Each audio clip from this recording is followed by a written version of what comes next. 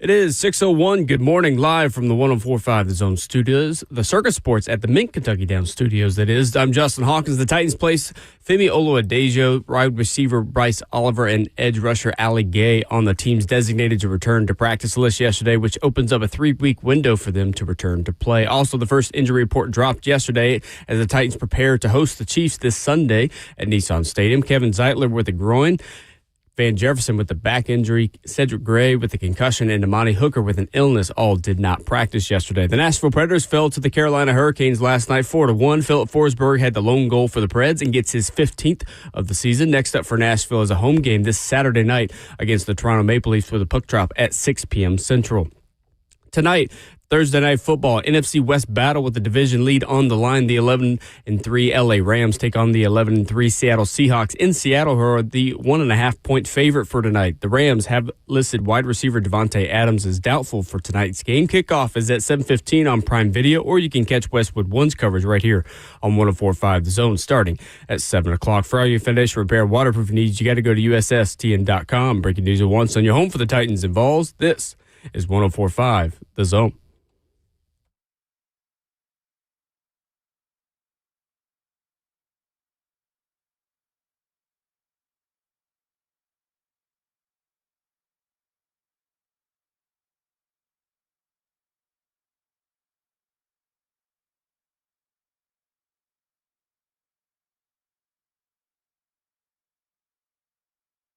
Six a.m. off and running on a brand new edition of Ramon and Will. Thursday is known as Friday Jr. Here on the program. We start celebrating the weekend a little bit earlier than most. And as you should. You work hard. You haven't seen the sun in days in Nashville. So we got to help ourselves to entertainment, to good, to positivity, to good times. We'll give you that over the next 4 hours. 615-737-1045, the number. Cam Ward with some interesting comments yesterday at the podium about having a say in the next head coach. We'll spend some time on that this morning. Coach Mack joins us at 7:20, as always, in hour two. Mike Golic Jr. talks college football at 8:20, talks NFL football, talks food and life at 8:20. Thursday, 3 weekend picks in hour 4 with the whole crew back again in studio. Ramon Foster, Justin Hawkins, Will Bowling on Thursday, December the 18th. Good morning, Santa Foster. How are you? Hey, we're good, man. Welcome back. Glad you made it back safe and all the things entailed in that. I reached out to Mike Golic Jr. yesterday. He's geeked up. He's ready to come onto the show. He said it's far too long. And he's looking forward to it. It has been. He's got had a lot going on. No, still does have a lot going on with his university and the coach and the rumors and everything else, man. So I am looking forward to his opinions on all of those things. Mike's usually very fair in our conversations, though, about the Irish and all things that's included in conversations around them. Sometimes the friendship that we have, I'm like, man, I'm talking, ill about his team, and Mike's my guy. He's been my guy, but hey, we're paid to do a job here, Will. Paid to do a job, man. Fair enough. Mm-hmm. No, he is one of the best, and also does so many games for TNT and on radio over the season. So he is a college football expert. He is a football expert, and he's very entertaining to talk to. Mm-hmm. So that helps on shows like this, where our job is literally to entertain you. So Mike will do that at 8:20 this morning. Femi Oluwadejo back in the practice field yesterday. Had been a while for him, for Bryce Oliver, for edge Ali Gay, all on the Tennessee Titans designated to return to practice list. The Titans, of course, who signed a couple of safeties earlier this week as well, after putting 3 safeties on IR in the same day on Monday afternoon. Kevin Winston Jr., Mike Brown, and Xavier Woods. Yeah. So certainly hope that Femi Oluwadejo can get back, saying just trusting the process. It would be great to be able to play again.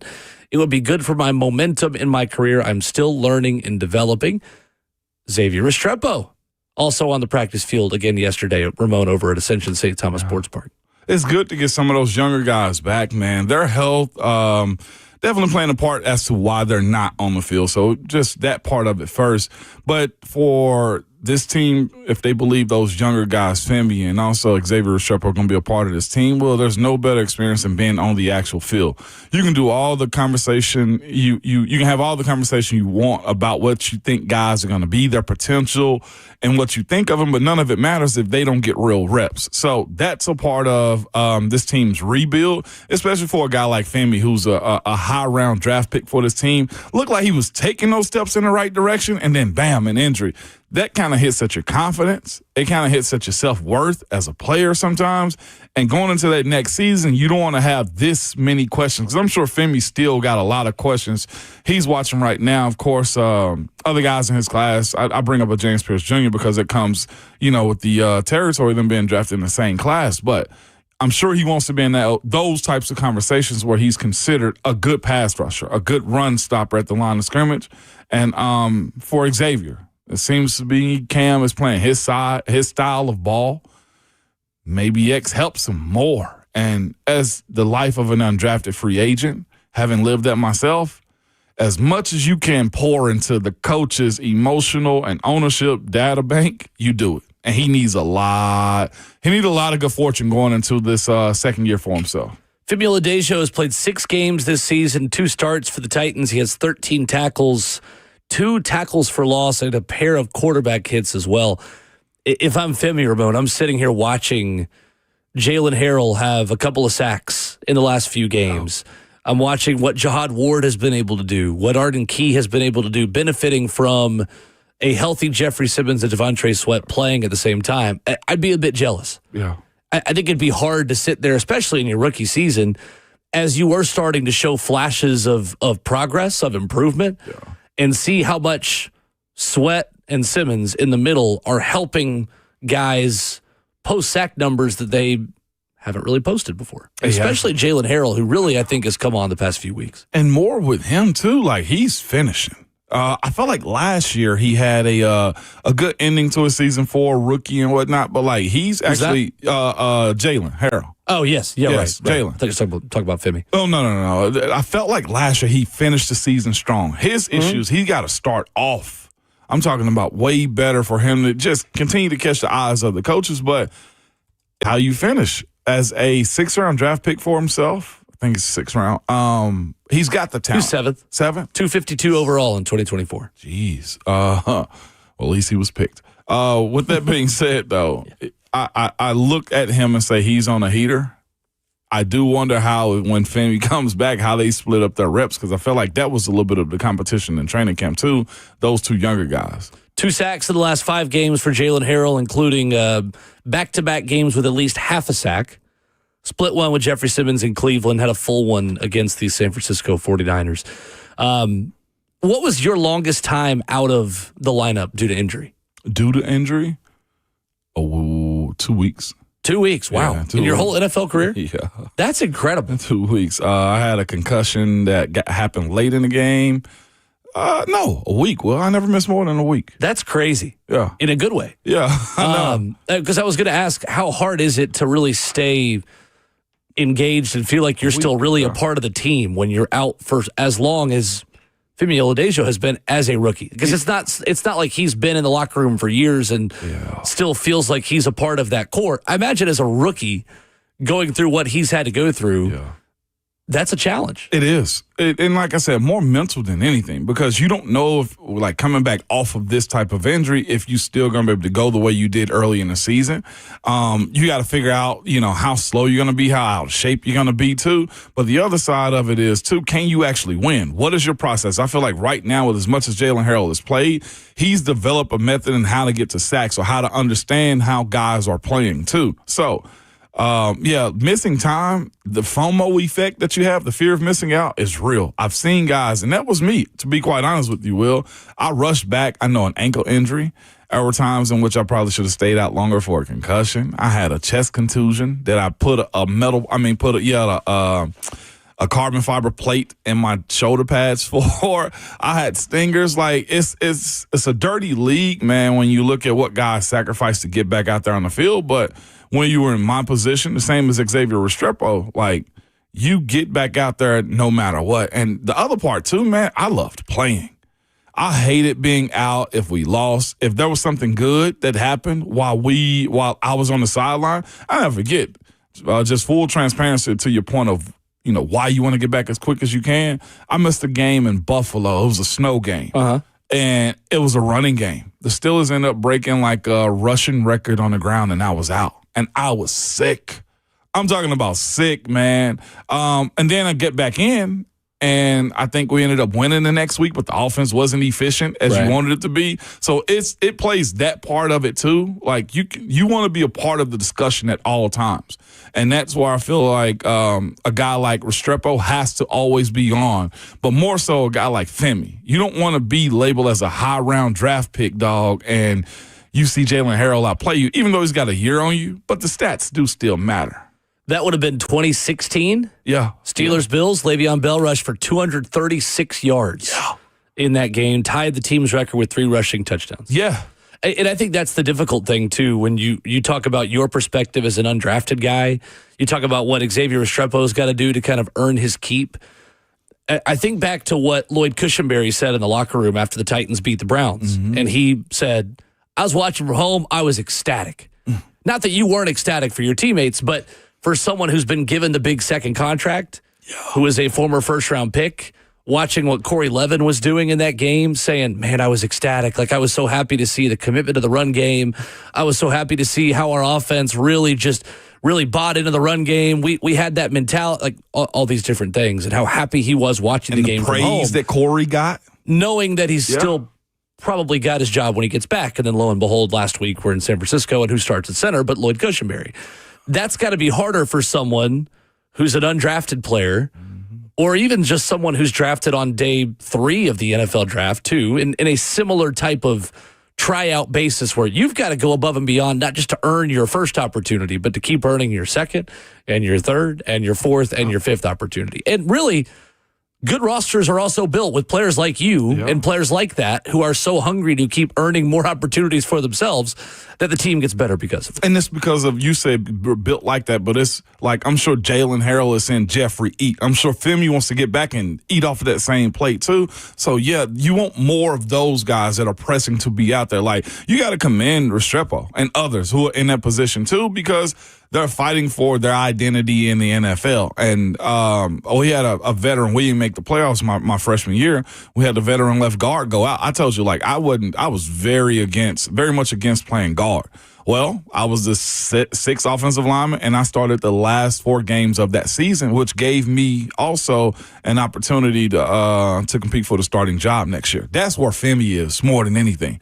A decision can be made on a veteran moving forward with how he finishes out this season too. If he gets hot. Yeah, that's fair. I mean, and he's going to be asked to do a lot next year.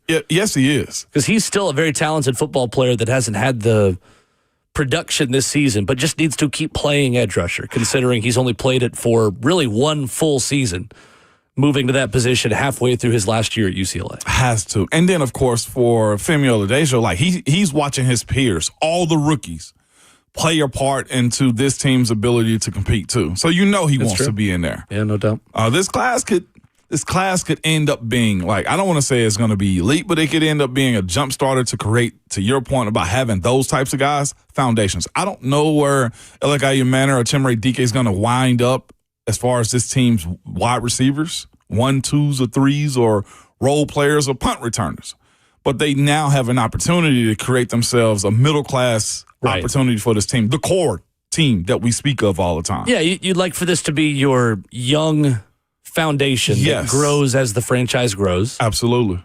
And you'd like to rely on players like Chimere Dike and Elikai Manor, at least a wide receiver, because Dike is always going to have a starting spot at returner because he's maybe the best in the league at that. Yep. You want guys like that battling with other names and faces for playing time and not just being thrown out there and breaking all these rookie records just because you don't have anybody else to put out there. Absolutely. Live for the 104.5 The Zone Circus Sports Studio, Kentucky's largest sports book can now be found at Circus Sports at Kentucky Downs. Our college football playoff bracket picks are next.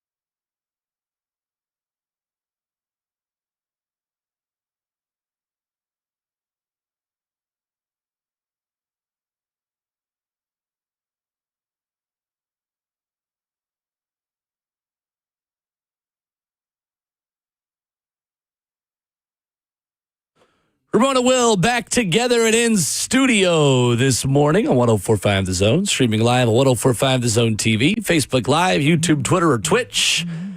Coming up, Titans tickets for you, a pair of them, club level, to see the Titans host the Chiefs in what your daughters or sons even may call a Taylor Swift game this weekend. We got 2 tickets to the Taylor Swift game Yes, this weekend. this is a very lot true. of you angry at me probably for saying that. This is how my fiance calls Chiefs games. She does not call them the Chiefs games. She calls them the Taylor games. The Taylor So games. if you have someone in your life or someone in your family that this may be a good early Christmas present to see the Taylor game, we've got Titans Chiefs tickets coming up for you at 7 o'clock. Is this the battle of the Taylors? Taylor Zarzer? Taylor Swift? Oh, Great question. It depends on who. I mean, he can walk down to her booth if she's going to be here. I would expect, to be quite honest with you, not trying to, what do they call that, expose where she's going to be at, but I'd almost feel like she lives here. She might actually come to the game, man. Yeah, there's a chance. So the Titans do have an old clip of her when she was in high school here at Hendersonville. Shout out. Shout out. Wearing an old Titans jersey and like helmet. I think it was like a promo video with Tim McGraw or something. Okay. And being like, whoa, go Titans, and like flexing and like shoulder pads and a Titans helmet. Y'all got to bring that out. Yeah, have you to. got to bring it out this weekend. Yeah, y'all been here. She's just now coming back to it. Like, there's a whole lot of trash talking you could do too, but I don't advise trash talking Taylor Swift. I actually like Taylor, man. Yeah, I'm not a hater myself. I'm not a hater of her. I saw she just wrapped up a tour, I think, not too long ago. Yeah, the Eras Tour just wrapped up. And she apparently gave the biggest bonuses ever to a crew that worked her tour. She's, by all accounts, actually quite a good person. That's what I've heard. Where the hate comes from, I don't know. And that's none of our sports business other than she might be in Nashville, I guess, right? Part of the story. That's part of the story. Right. Coach Mack at 720, Mike Golic Jr. at 820. Your phone calls at 615-737-1045. Let's go to Ryan in Lebanon to lead us off this morning. What's up, Ryan? Morning, Ryan. Hey, guys. Good morning. How are y'all this morning? Good. We're fine. Hey, good. I want to talk about that story that came out last night from Teron Davenport. Ken Ward wants involvement in the coaching hire. Ramon, I guess I want to get your take as well as a former player. You know, if you're thinking, you know, Big Ben wants involvement with the Steelers coaching hire, I mean, I just want to get your take on that and, like, what's going on in the locker room, like if guys are talking about it or, you know, anything like that. Like I said, I just want to get your take on it. Guys, have a happy holidays, and we'll talk to you again soon. No, Ryan. Ryan. Same to you, Ryan. We're going to play that audio and talk more about it at 7. Yeah. But, Ramon, if you want to go ahead and give your answer on just your thoughts on what Cam Ward said yesterday, talking about wanting to be in the interview process and already letting Mike Borgonzi and Chad Brinkard know that he'd like to talk with prospective head coach candidates. It's a lot of layers to that conversation, and because what does his team need, I think, needs to be the first thing. And Cam's included in it, and is a major part of that, Ryan. But I still say to myself, like, this team needs a whole lot more than it just appeasing to what Cam Ward wants. Now, here's the thing. Cam say so, and if the new head coach isn't a offensive play caller, I think that's a different conversation. What style of ball do you want? But those are the things to me that I feel like Chad Brinker and Mike Borgonzi will have more intel and insight on in this hiring process. I don't think it's wise to include players, especially young players, in these types of conversations right here, because more than anything, Ron, this team needs a reset. I'll give more in depth to how I feel about it, but Cam's involvement to me should be minimal. It's a bigger portrait to paint than I think just appeasing to one player. This new coach has to have a whole lot of insight and plans and balance when it comes to recreating a culture here in Nashville, Tennessee for the Titans. Yeah, if you missed what Cam said, we'll play you the exact comments coming up at 7 o'clock and give you more of a full breakdown on that. But I think it's very fair, and I think the full context of what he said is important too. Yeah, 100%. But you got to think, are you waging your feelings on a 22, 23-year-old fresh to the NFL football player? And I know he's a franchise quarterback, but the discussion and relationship that Cam and the new head coach will have to have once he hired is unique. But Cam's, I guess my point of it is, you don't want the new guy feeling or feeling like he came in and Cam picked me. Because then there's a sense of I owe him, and I always feel like the head coach's responsibility is to always direct and ask the most of his players, and then not just be a buddy-buddy relationship type of thing. Understandable. Yeah.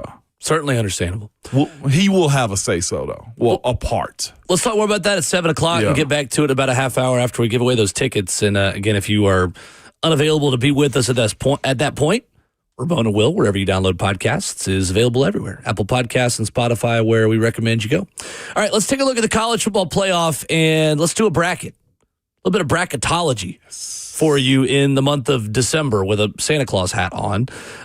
You will not be here tomorrow, so this is our last chance for both of us to give these brackets together. I'm going to do a full breakdown of all 4 games this weekend tomorrow morning, in hour 3 at 8:20. But let's start, Ramon, with the first game of the college football playoff first round. And to me, the one that's the hardest to predict. Alabama at Oklahoma, Friday night, Norman, 7 p.m. What do you think? I'm going home field advantage on this one. I'm going night game on this one, and I'm going Oklahoma defense on this. We had Andy Staples on yesterday, and we were discussing and having a conversation the health of Ty Simpson. And if he is healthy, fine. But I do look at their situation and say, excuse me, I say that defense can get after him. Ty, inability, I felt like the latter part of the season to be able to be mobile and throw the football and set his shoulders down the field, set his feet to where he's throwing down the field, didn't give me a whole lot of confidence, especially knowing what that Oklahoma defense can do. I know Oklahoma got its issues offensively, but this to me could be a 12-9 type of football game, to be quite honest with you. And I'm taking Oklahoma in this moment. Yeah, it's interesting because really Ty Simpson's last good game of the season was against Oklahoma. Now, he also turned the ball over in that game enough for them to lose, but he was 28 of 42 for 326, a touchdown and a pick against OU. Against Auburn and Georgia, Ty Simpson was not good. 19 of 35, 122, 3 touchdowns against Auburn, did enough to win, carried it 10 times for 31 yards. But against Georgia, Ty Simpson never really looked comfortable. 19 of 39, 212 yards, a touchdown and a pick, 6 carries for minus 28. If he's not on, Alabama's got no shot because Alabama can't run the ball. And you're asking the Alabama defense to then kind of flip the script on what Oklahoma did to them in Tuscaloosa. Can you create enough turnovers in short fields to where Ty Simpson doesn't have to be great to win this game? I just still think that I trust that offense to not be snake bitten against Oklahoma the way they were the first time again. Now, you could also argue that Alabama last year at Oklahoma did not look good either. And that was Jalen Milroe. That was a different Alabama team. I'm choosing to separate that from the analysis of this game because I feel like that team has so many different parts and pieces to it than this one. I'm taking Alabama reluctantly. I don't love the pick. I know. If I'd gone Oklahoma, I wouldn't have loved that pick either. Yeah. I just think that conventional wisdom says when you outgain a team by 194 yards and still only lose by 2 points, have a chance at the end, and just make too many big mistakes that keep you from winning the game, it's going to be hard to replicate that again. Oklahoma can certainly do it. And it's not just random, the turnovers and the mistakes that Oklahoma created. They created that by getting a lot of pressure and confusing Ty Simpson on where the pressure was coming from. I just think a healthy Jam Miller makes a big difference from what Alabama looked like against Georgia. And I just think that in a spot like this, Kalen DeBoer has proven in a big game setting, his teams more often than not rise to the occasion. It feels dirty picking this game. It really does, because either way, you're kind of contradicting one of your rules by picking one team. I just think that at the end of the day, I trust Kalen DeBoer at a spot like this more than I trust a Brent Venables team. That's literally what made the difference for me. Yeah, I'm leaning more defense, and this is just weird of me considering I'm an offensive guy, but I trust those types in home field advantage. And it made me mean nothing in Norman, Oklahoma. True. It made me nothing. Yeah. All right. Texas A&M, Miami. Saturday, 11 a.m. local time. Again, flip a coin, Ramon. These are two really good teams in the trenches. Miami, number 2 nationally in pressure rate allowed. A&M, top 40 rushing attack and top 30 passing game. Miami, one of the best run defenses in college football.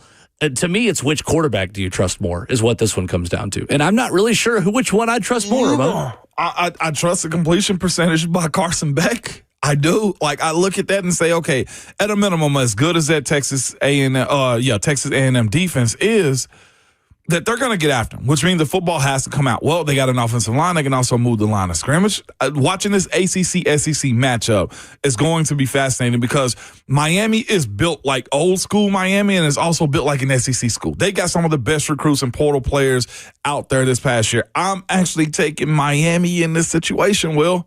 I feel like, to your point, my ace in the hole, and I don't know he can't be trusted either, but it's Carson Beck. He's been here in these types of games. That offense for Texas A&M can get sporadic. It can sputter at times. I trust that Miami's defense can also box in Marcel Reed too. So yeah, it's dirty. It's a dirty pick. It is. I got Miami. Wow. Okay. I know. Going Miami. I'm anti-SEC here. I think A&M finds a way. I honestly think I'm glad we're on the that opposite side. that loss to Texas might have been the best thing for him. One of two things have happened. Either that Texas loss exposed who A&M really was, and that maybe they really did just have a pretty weak SEC schedule that they skated through, or maybe it was the kind of loss that kicks them back into gear and allows them to get going on offense again. I think there are a couple of explosives in this game that decide it for A&M. Okay. It's a big KC Concepcion play. It's a big punt return. It's a Mario Craver deep ball. I think A&M does enough, and I think that Carson Beck and Miami make a big mistake on offense that ends up being the difference in this game. Really, if it was at Miami, I'd probably go Miami. I think it's one of those, kind of the way you evaluated Oklahoma, Alabama. Yeah. I'm giving the edge to the team with home field. I almost feel like A&M has arrived too early, and I say that only because this is just new. I have no real depth behind that. I just feel like this is Miami's year because last year was supposed to be. Sure. My James Madison Dukes head to Eugene to take on the Oregon Ducks. Oregon will win this game. Yeah, probably by a lot of points. Yes, dog. Wayne Knight, though, remember the name. Yeah. A lot of folks can learn about Wayne Knight. Wayne Knight this weekend. JMU running back. Okay, he's fun. I'm gonna be tuned in. Tulane at Ole Miss. Ole Miss. Those are the picks. Yeah. JMU most definitely. I do want to see how John Sumrall coaches his last one though. Yeah. He has the ability to hold back nothing. Jake Retzlaff, former BYU quarterback at the controls. We'll see. I tend to think that's the biggest blowout of the first round, to be quite honest with you. I also think if there is an opportunity, this is so dumb of me to say this, for upset, it's Tulane Ole Miss. I don't. Not I really don't. Bit. No, I don't think it's a good matchup for Tulane. You know what Tulane ranks in pass yards allowed per game? Low. 113. Oof. Ole Miss is one of the best pass offenses in the country. I just don't think it's a good matchup. I know. I just don't want to have the prime time slots be, running clocks is all. They did us bad with the scheduling.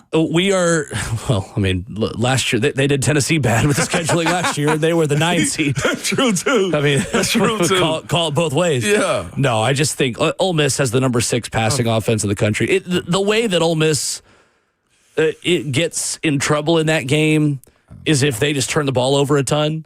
I was listening to Josh Pate's show on the way home from my trip yesterday. Yeah. Trinidad Chambliss does not have a game with multiple interceptions all season. He's just not as much of a turnover-prone guy. And listen, it's college football. It is. Anything can happen. You may be right. If you are, between that and the JMU Oregon game, yes, I do agree that Tulane's got a better chance of pulling off the upset. But yeah, Ole Miss would have to be really different without Lane Kiffin. They'd have to turn the ball over. It'd have to be like one of those where you get 4th and 1 inside the 10 and you go for it and you don't get it.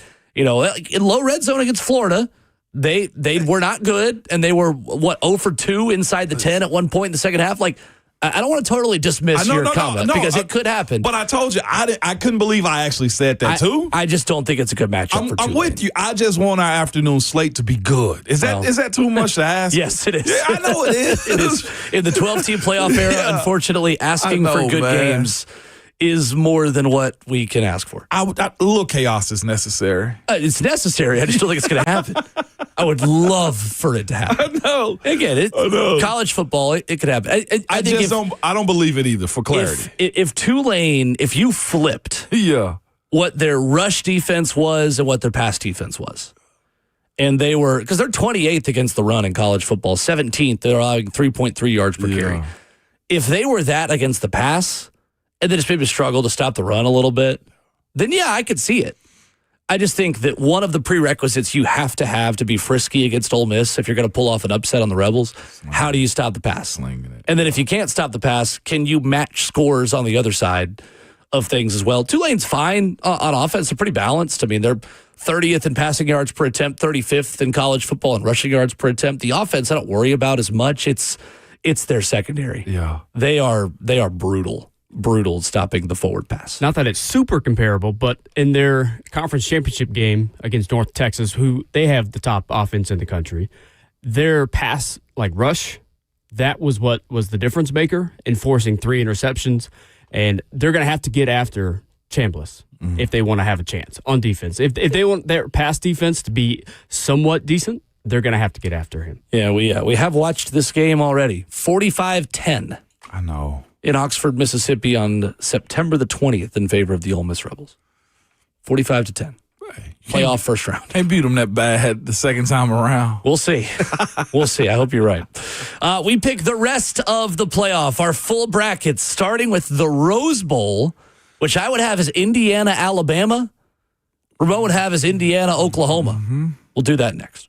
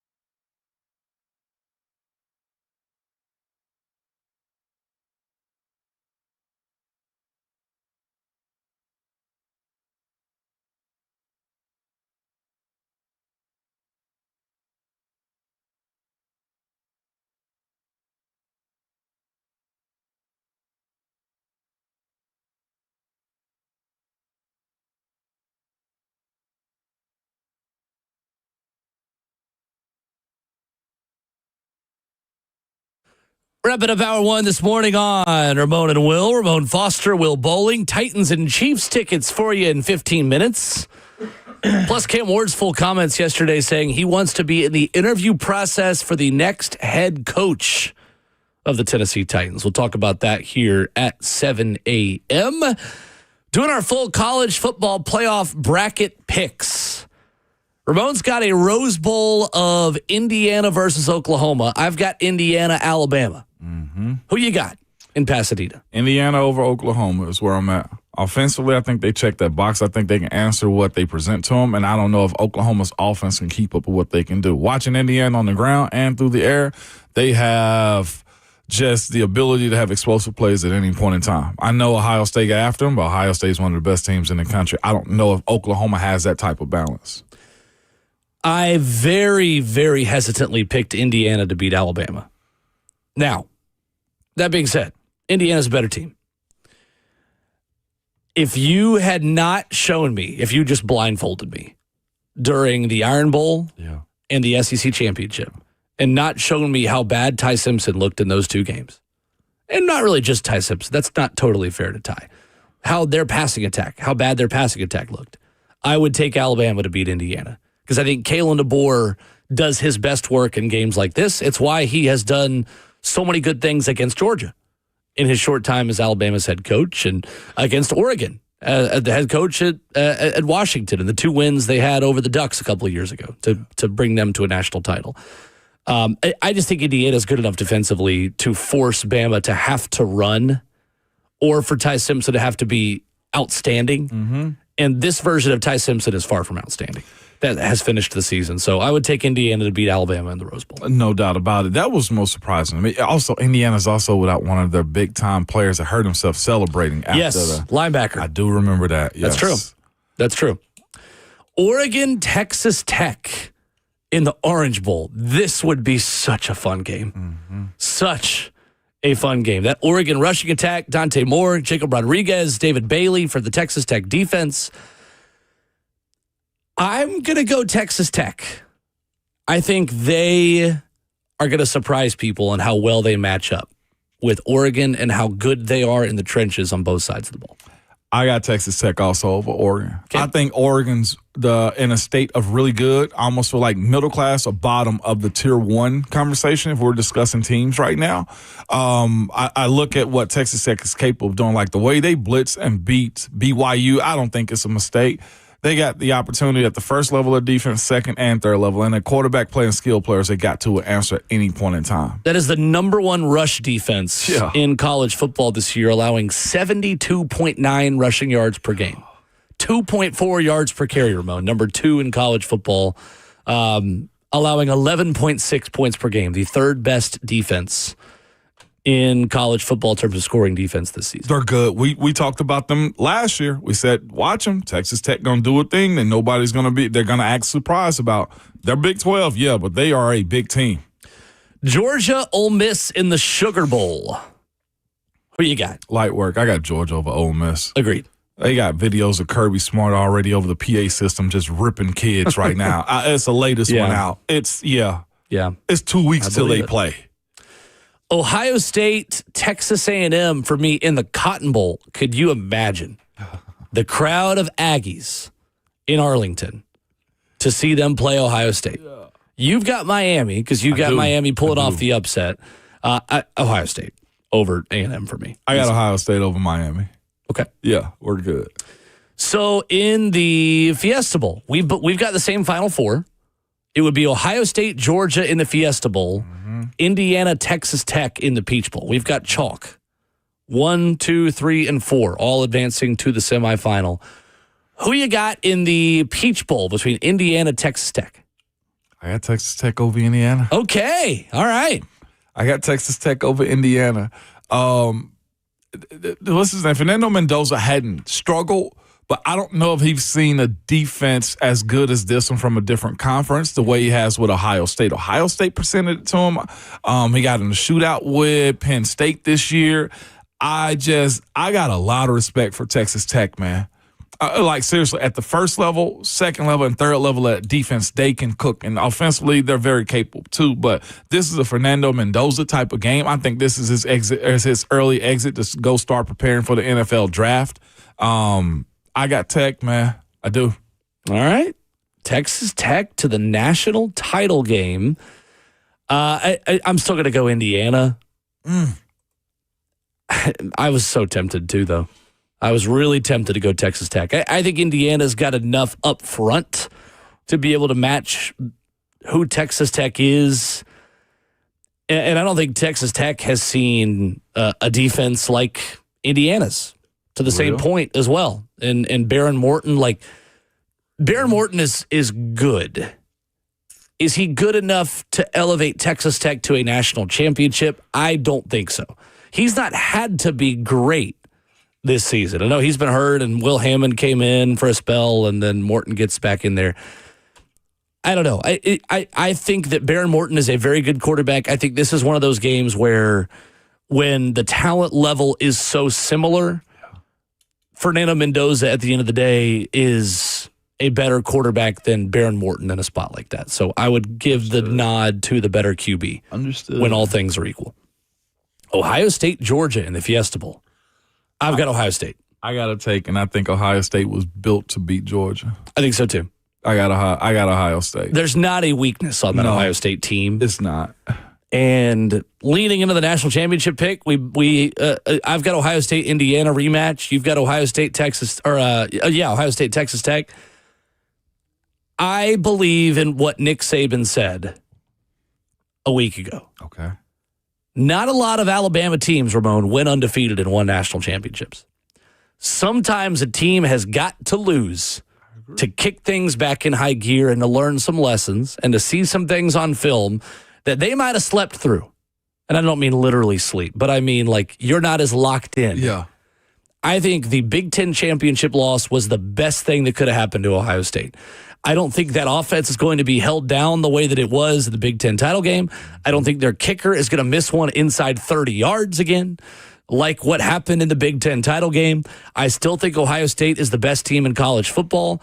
I think it's one of the best receiving corps that we've seen since 2019 LSU, and I think we're going to look back when Carnell Tate and Jeremiah Smith are carving NFL defensive backs up in the next 2 years, and we're going to look back and say, those guys are on the same team? Yeah. Really? Yeah. I think it's Ohio State, your national champion in early 2026. I'm going to be in the minority. I'm going to take Georgia. Are you? Yes. I was close. Since the loss to Alabama, Georgia's been one of the best teams in college football. Gunnar Stockton has proven that he can win in multiple ways. Mm-hmm. Indiana put the tape on how to beat Ohio State. You get after Julian Sayin, you force him to step up in the pocket, confuse him a little bit in the back end. He's not as good of a quarterback as Indiana made him. I just think Georgia can do it. Okay. I think Georgia's back in the national championship, and I think they're going to be the contender to win it. All right. Listen, I'm not opposed to it. I actually went totally different than y'all on this one, man. You know, Texas Tech's got a linebacker that's got 13 and a half sacks. Oh, yeah. David Bailey. David Bailey is a walking first-round pick. Oh, my Lord. Oh, I'm going Texas Tech to win it all. Okay. Man, the impact that would have on this sport and the amount of money that's going to come in on offensive and defensive lines, it's already going to happen. But if Texas Tech wins a national title, Ramon, I'm not sure people are ready for the ripple effect that's going to cause in college football. I don't think so either. I was listening to somebody have a conversation about that. I think it was yesterday or the day before about these high NIL and private equity teams to come is going to set a precedence to where you're going to hear the numbers of contracts and the players that are all going to one particular place because they can pay for it. This will be, I guess, a new era of new age paying to me. And you're literally if you hate the Yankees or the Dodgers, get ready to learn Red Raider oil money, buddy. Yeah. If you hate them or the Dodgers, they're doing the exact same thing in softball. I just look at it and say one of these times in one of these sports, it has to pay off, and somebody's going to pay for a championship, and it seems like it's going to be Texas Tech, in my personal opinion. Led this by year. Jacob Rodriguez, who finished 5th in Heisman voting at inside linebacker. 117 tackles and 11 tackles for loss. 7 forced fumbles. 7 forced fumbles in one season for Jacob Rodriguez. 4 picks on top of it. Uh-huh. Yeah, talk about future NFL players. Bryce Pollock with 5 interceptions. Like they are a loaded stat-making team. All right, I've got Ohio State. Justin's got Georgia. Ramon's got Texas Tech. I'm happy that we all have different picks. I almost changed my national championship pick because I'm just so bored by it. Ohio State, Indiana is such a boring, chalky pick. Yeah. And I know that there's not going to be as much chalk as what we all think. Somebody's going to get upset early that we're going to be shocked by. But I see chalk, unfortunately. Okay. We'll see. I like it. 3 different picks. I did not expect that. We'll have to also talk at some point. Oregon will never get out of national championship purgatory, will they? I don't think so. I think they're going to win one. Because we said the same thing about Jim Harbaugh, Michigan. We said the same thing about Ryan Day, Ohio State. I just think it takes a while. It's really hard to go from great to national championship. It can only be one. Titans Chiefs tickets. Give it away next.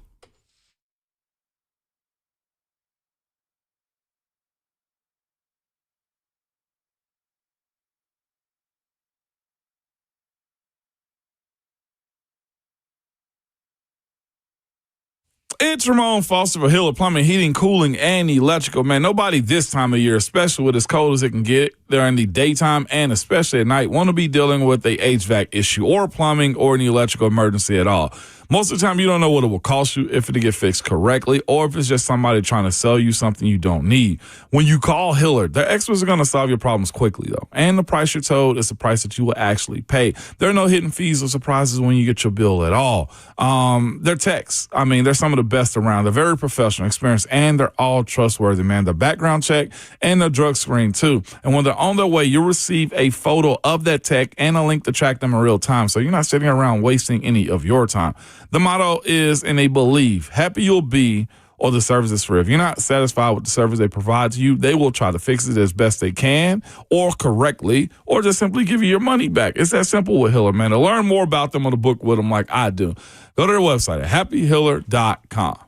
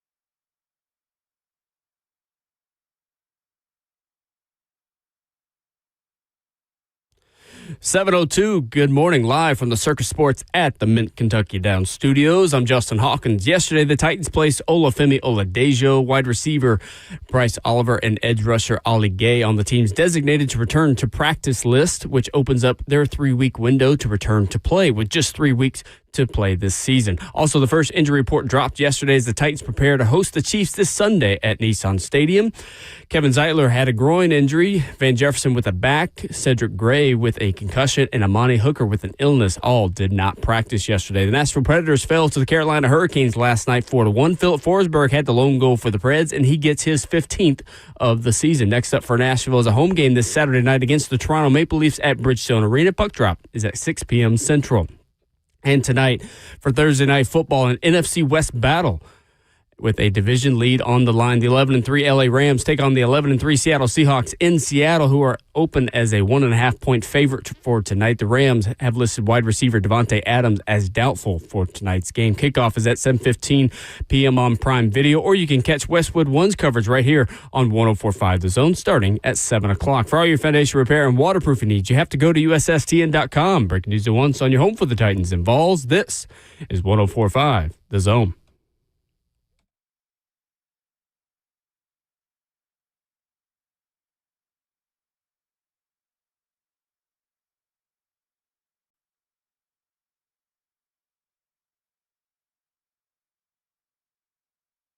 Away we go into hour number 2 of the program. Thursday morning starts right here on Ramon and Will. Ramon Foster, Will Bowling, Justin Hawkins, 615-737-1045. Coach Mack in 15 minutes previews Titans and Chiefs. It is a Titans Ticket Thursday. Of course, each Thursday before home games, we will be giving you a chance to win a pair of tickets to the next Titans game. Be caller number 5 right now to win 2 club-level tickets to see the Titans host the Chiefs this Sunday at Nissan Stadium, and who knows, maybe even host Taylor Swift. 615-737-1045. Caller number 5, 2 club-level tickets to see the Tennessee Titans host the Kansas City Chiefs this Sunday. Gardner Minshew versus Cam Ward. 615-737-1045. Best of luck. Hey, there you go. The club level tickets is what's getting me. It's a good place to watch a football game. It's a great place to watch a football game. You get a little bit more leg room and everything, a little bit more leisure and everything else. So, yeah, good luck to you people, man. Not bad at all. The lines have lit up like a Christmas tree. You got a Christmas tree this year?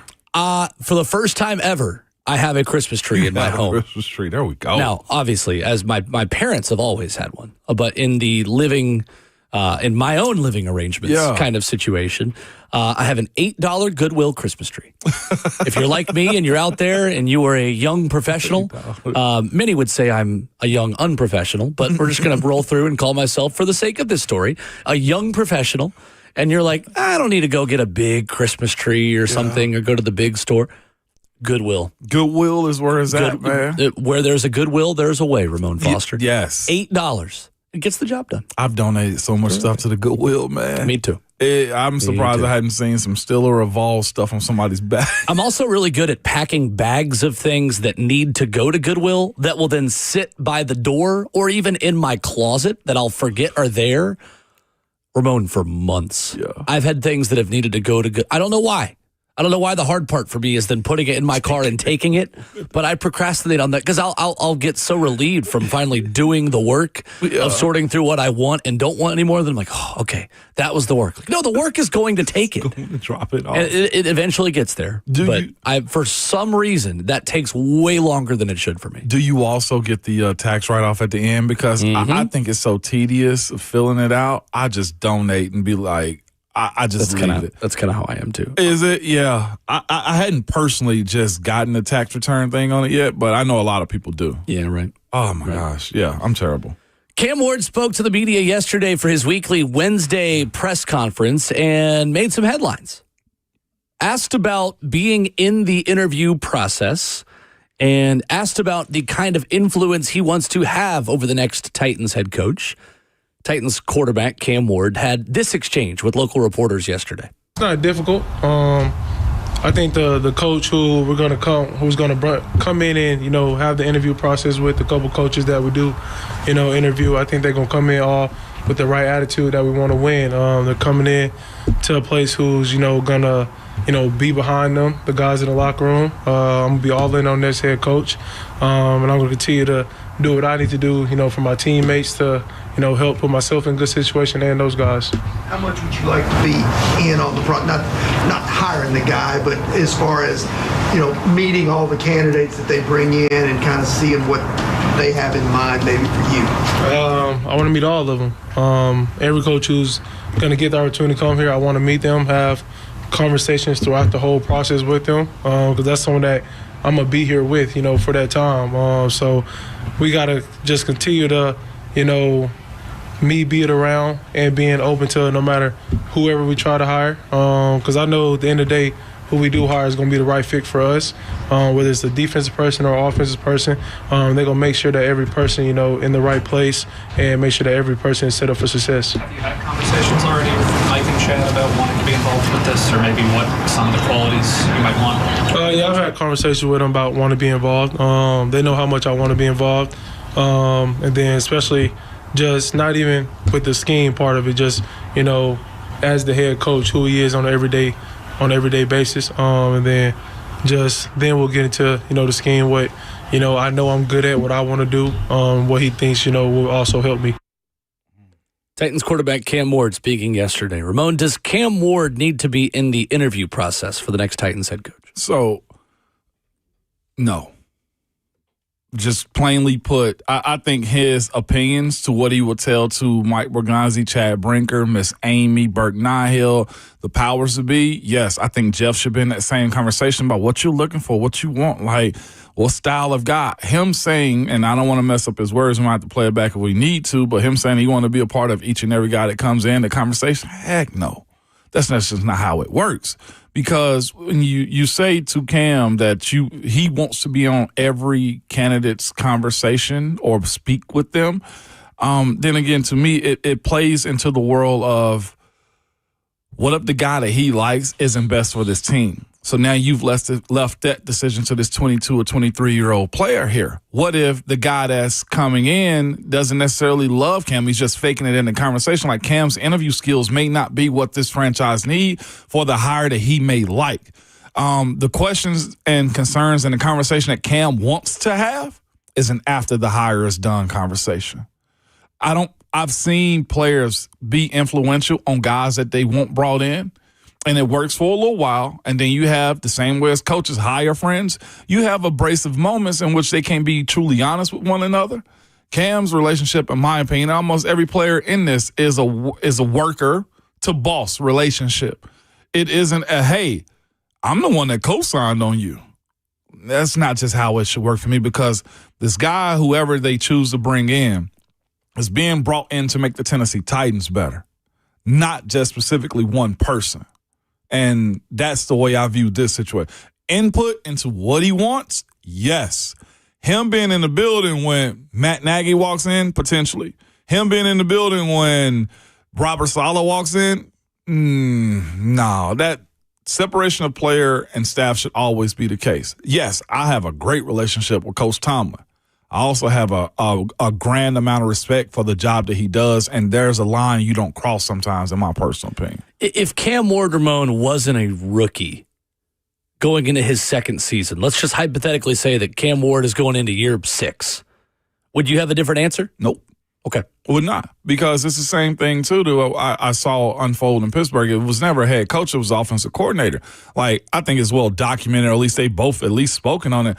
Todd Haley and Ben Roethlisberger weren't the greatest of friends in working. They didn't have the best working relationship, all right? So, but it was also some of Ben's best years that he had. I agree. What you like might not be good for you. I think C.J. Stroud is starting to figure that out too. As far as him not wanting Bobby Slowick. Bobby Slowick. So reportedly, allegedly. Again, Cam deserves and will and should have a conversation with the hired head coach, not the interview. I don't know about you guys, but for me, I didn't get any say in who my teachers were in school until high school. I didn't get to pick my classes and really kind of curate what I wanted to learn until I'd done a lot of studying, taken a lot of tests, and earned the right to be in a honors class or an AP class or these different things. Now, I don't say that to boost myself up. I say that to say there is a certain amount of time that you have to have in any area of life to be able to earn the opportunity to make choices. When you're in 5th, 6th, 7th grade, you don't get to pick your teachers. Right. Because the school curriculum, your parents, the teachers, the principal know what's best for you more so than you know what's best for you because you haven't been in the school long enough until you start to understand what you want to learn, what you want to do. I agree and disagree with you. I think that if Cam had been in the building longer and if this was him going into year 6 or 7, absolutely have him in the final round of interviews to vet these guys. What Cam Ward thinks is best for Cam Ward might not be what's best for Cam Ward. Mm-hmm. And the coach that kind of rubs him the wrong way the first time talking to him might actually be the best coach for him. Because I think the kind of alpha leader who can kind of talk back to Cam a little bit could, I'm not saying definitely because I'm not in these meetings either, could end up being a really good thing for him. Mm-hmm. The guy that can match his energy. That might be tough for Cam Ward on the front end. That might be a little off-putting to him. Good. I don't think that's a bad thing at all. Some of the teachers you hate in September and syllabus week end up challenging you and making you so much smarter. And you might hate them. But you know what? When you go back for homecoming 10 years later, those are the teachers you often want to go see and shake their hand and say, man, you prepared me for college because of how hard these tests were. And I hated you for it. Thank you. Mm-hmm. That's what I want for Cam Ward. I don't want it to be, I vibe with this guy. Well, you could vibe with a guy personality-wise who might not be a very good coach and might fold under pressure when it's 3rd and 12 and you've got to call the right play. Exactly. Not everyone that you vibe with as a quarterback is the best person for the entire football team and organization. All this to say, I'm glad that Cam Ward wants to get involved. Mm-hmm. These are, again, good problems to have. The Titans have some bad problems to have. This is one of the good problems I'm okay talking about and breaking down because I think Cam Ward cares so much and is so competitive that these are positive developments. However, we've got to rein in that level of competitive confidence and that juice into the right avenues. And I don't think him picking the next head coach is the right thing. I also can't really be too overly critical of what he said yesterday because he was asked a question and he just answered it honestly. Fair. Yeah, absolutely. It's not like he volunteered this. It's not like he's going out of his way to say, by the way, I've got to have control. No, he was asked a question by a couple of reporters and he answered it. I have no issue with what he said. Right. I just think that energy's got to be funneled in the right way. And no, I don't think that Cam needs to be a big part of this process. If he's in the building when one of the coaches is there for an interview and they happen to brush shoulders and, hey, why don't you come shake Cam's hand real quick? That's different. Yeah. Does Cam Ward need to be in the interview room with a clipboard, taking notes, giving input? No. If you see the guy, great. If you pass in the locker room or weight room, that's cool. Mm-hmm. Anything beyond that, I think, is unnecessary at this point. Legitimately, I don't know if Miss Amy's all the way in, as far as, or any owner is in on the process from the beginning of all the candidates to the end, too. Like I said, to me, I think when higher-ups, they get their involvement in these conversations, it's beautiful then. Like, yeah, the quarterfinals of this, then they get involved. The player's perspective to me is exactly as yours. I think I saw in our YouTube chat, what if Cam's pick goes on to be a terrible coach? You weighing your franchise on that. Now, again, for clarity, he was asked this question. He was. He didn't volunteer this. And I think it's ambitious of him to have that mindset, too, because he cares about his career, this team, and the success of it, too, moving forward. If there's any player who I want in this process, it's Jeffrey Simmons, not Cam Ward. And I say that with as much respect as I can give Cam. Jeff has earned the ability to help pick his teachers to the analogy. Speaking of head coaches, let's talk to one. Coach Mack joins us next.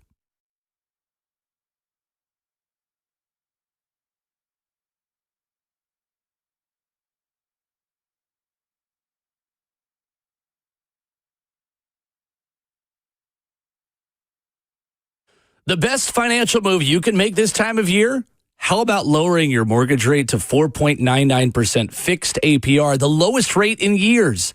How about getting up to $500,000 out of your home equity in the process?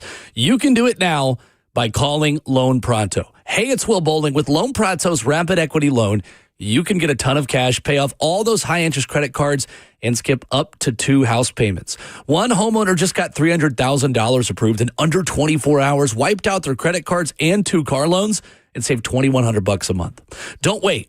No hard credit pull up front, and you probably won't even need an appraisal. Just fast, easy cash from your home's equity. Act now. Call 615-499-5780 or visit loanpronto.com. Start the new year by wiping out all higher interest debt and lowering your bills by thousands.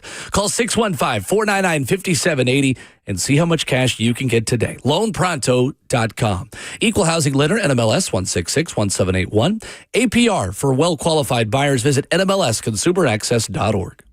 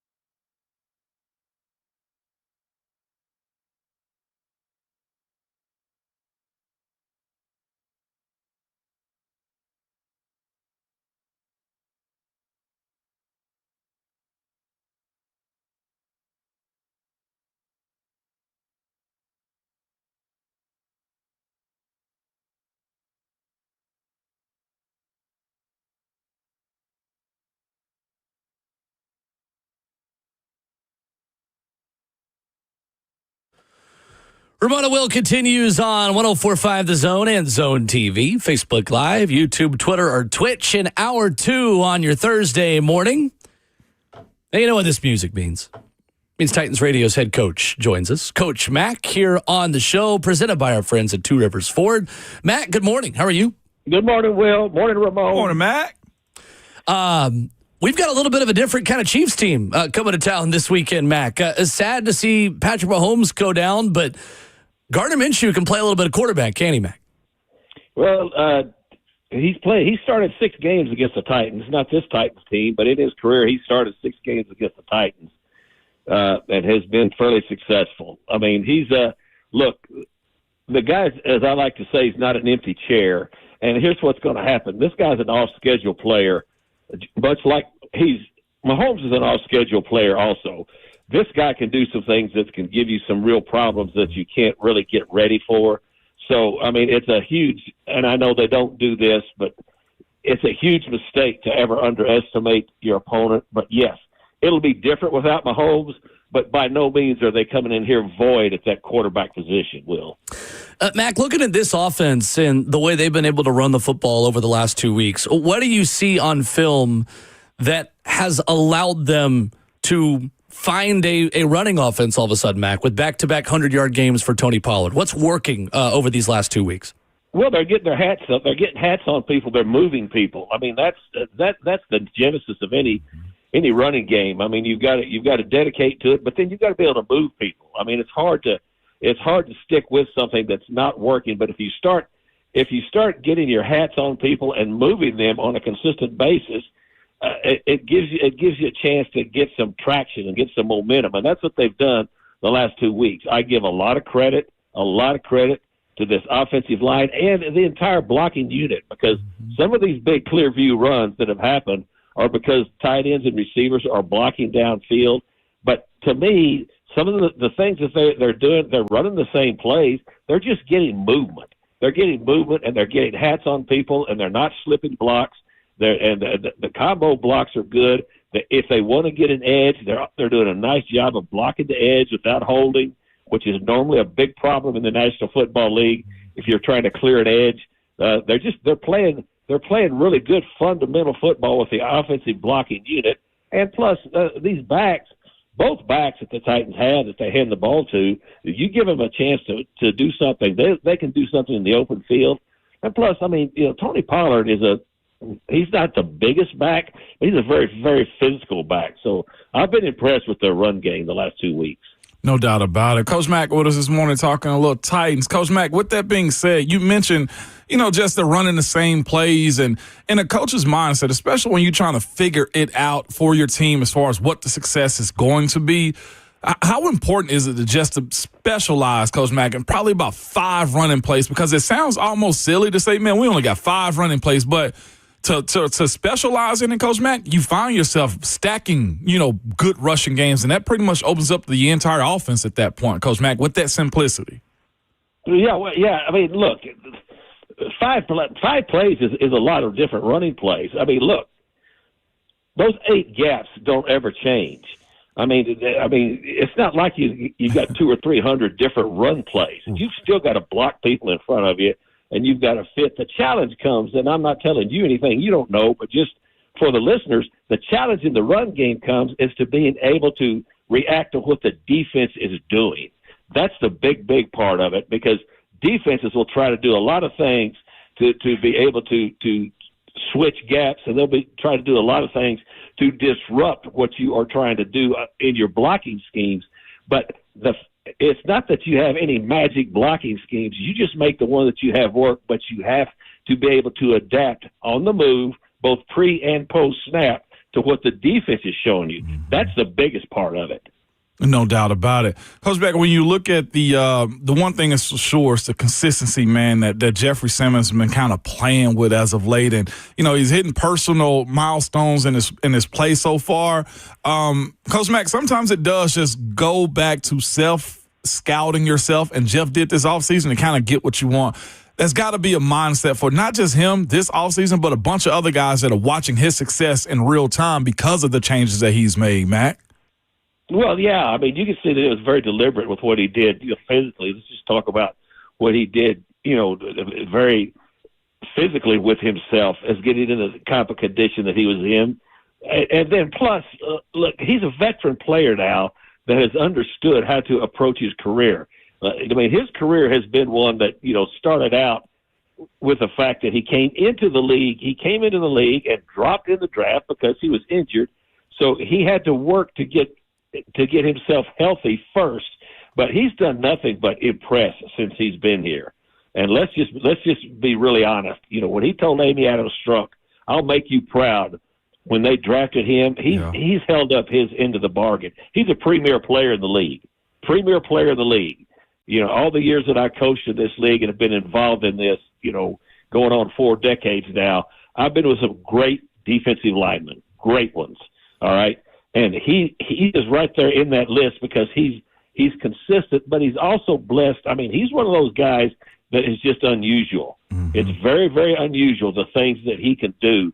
And you can tell that once he gets on a heater during a ball game. There's nobody in this league is going to single block him. That's just the way it is. All of our visits with Coach Dave McGinnis brought to you by our friends at Two Rivers Ford, the South's most trusted Ford dealer. Mac, how will a Steve Spagnuolo defense challenge Cam Ward on Sunday? Well, he's going to bring heat. Spags is always going to bring heat. Spags, I mean, that's in his DNA. That's what he's done. And he's a highly, highly successful defensive coordinator in this league. I've gone against Spags, know Spags very, very well, but he's going to bring heat.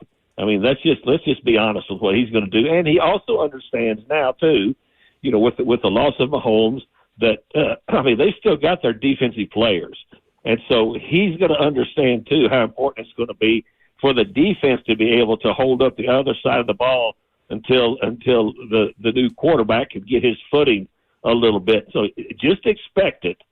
I mean, you're not watching tape if you don't know that Spags is going to bring heat in this game.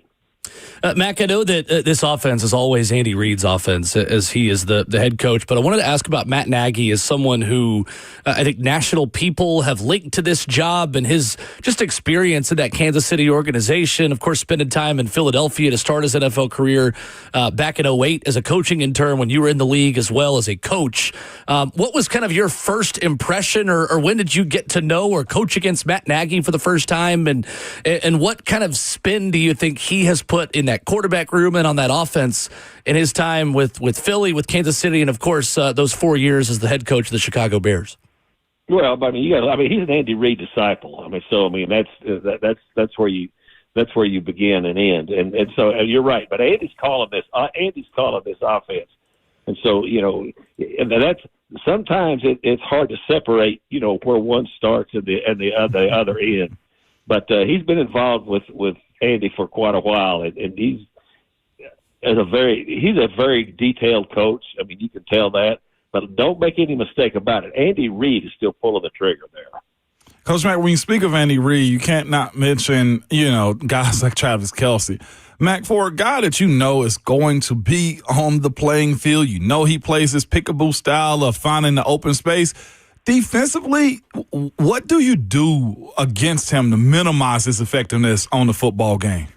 Well, right now, he's having a year that everybody thinks it's a down year. He's got a 73% catch rating, which means 7 out of every 10 football that's thrown his way is a completion. Look, the guy's a Hall of Fame player. Let's just be honest with that. Yeah. And he's not impervious to age like any other player is. But this ball game, especially now with Mahomes being out of there, expect his targets even to go up in this game.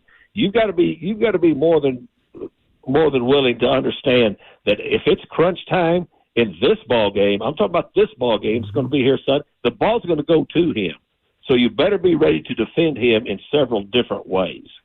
And on the other side of that, if Chris Jones does play, Mac, I've faced him before. Ramon, you don't have to say anything else. Yeah. Yeah, Coach Mack. That's kind of what I wanted to get to. Like, sometimes, especially if you got a beat-up offensive line and he's hurt or he's out of the lineup, Mack, he's unique, man. He's long, he's rangy, he's got the size to bull rush you, but he's one of those big dancing bears, Coach Mack, that'll also go around you.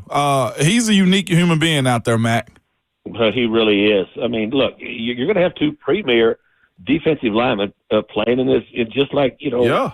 when they played Cleveland, you had two premier defensive linemen in that ball game on opposite sides of the ball. Chris Jones is a beast. Yeah. I mean, and he goes into that elite category. And I watched that ball game that they played last week, and I've watched the tape. And when people say, well, he looked like he got hurt. Let me just tell you something. Chris Jones will come in here. He will come in here, and he will be ready to roll, so you better be ready to roll with him. No doubt. On the other side of that, Andy Reid's very experienced. Gardner Minshew's been around the sun a few times himself, too. For a defense and Nard Wilson, does it turn into hey, we're going to play base until we figure out what the flow of Kansas City is with Gardner Minshew at quarterback? Or do you what style of ball do you play until you figure out what the game plan is for Gardner Minshew on this type of weekend?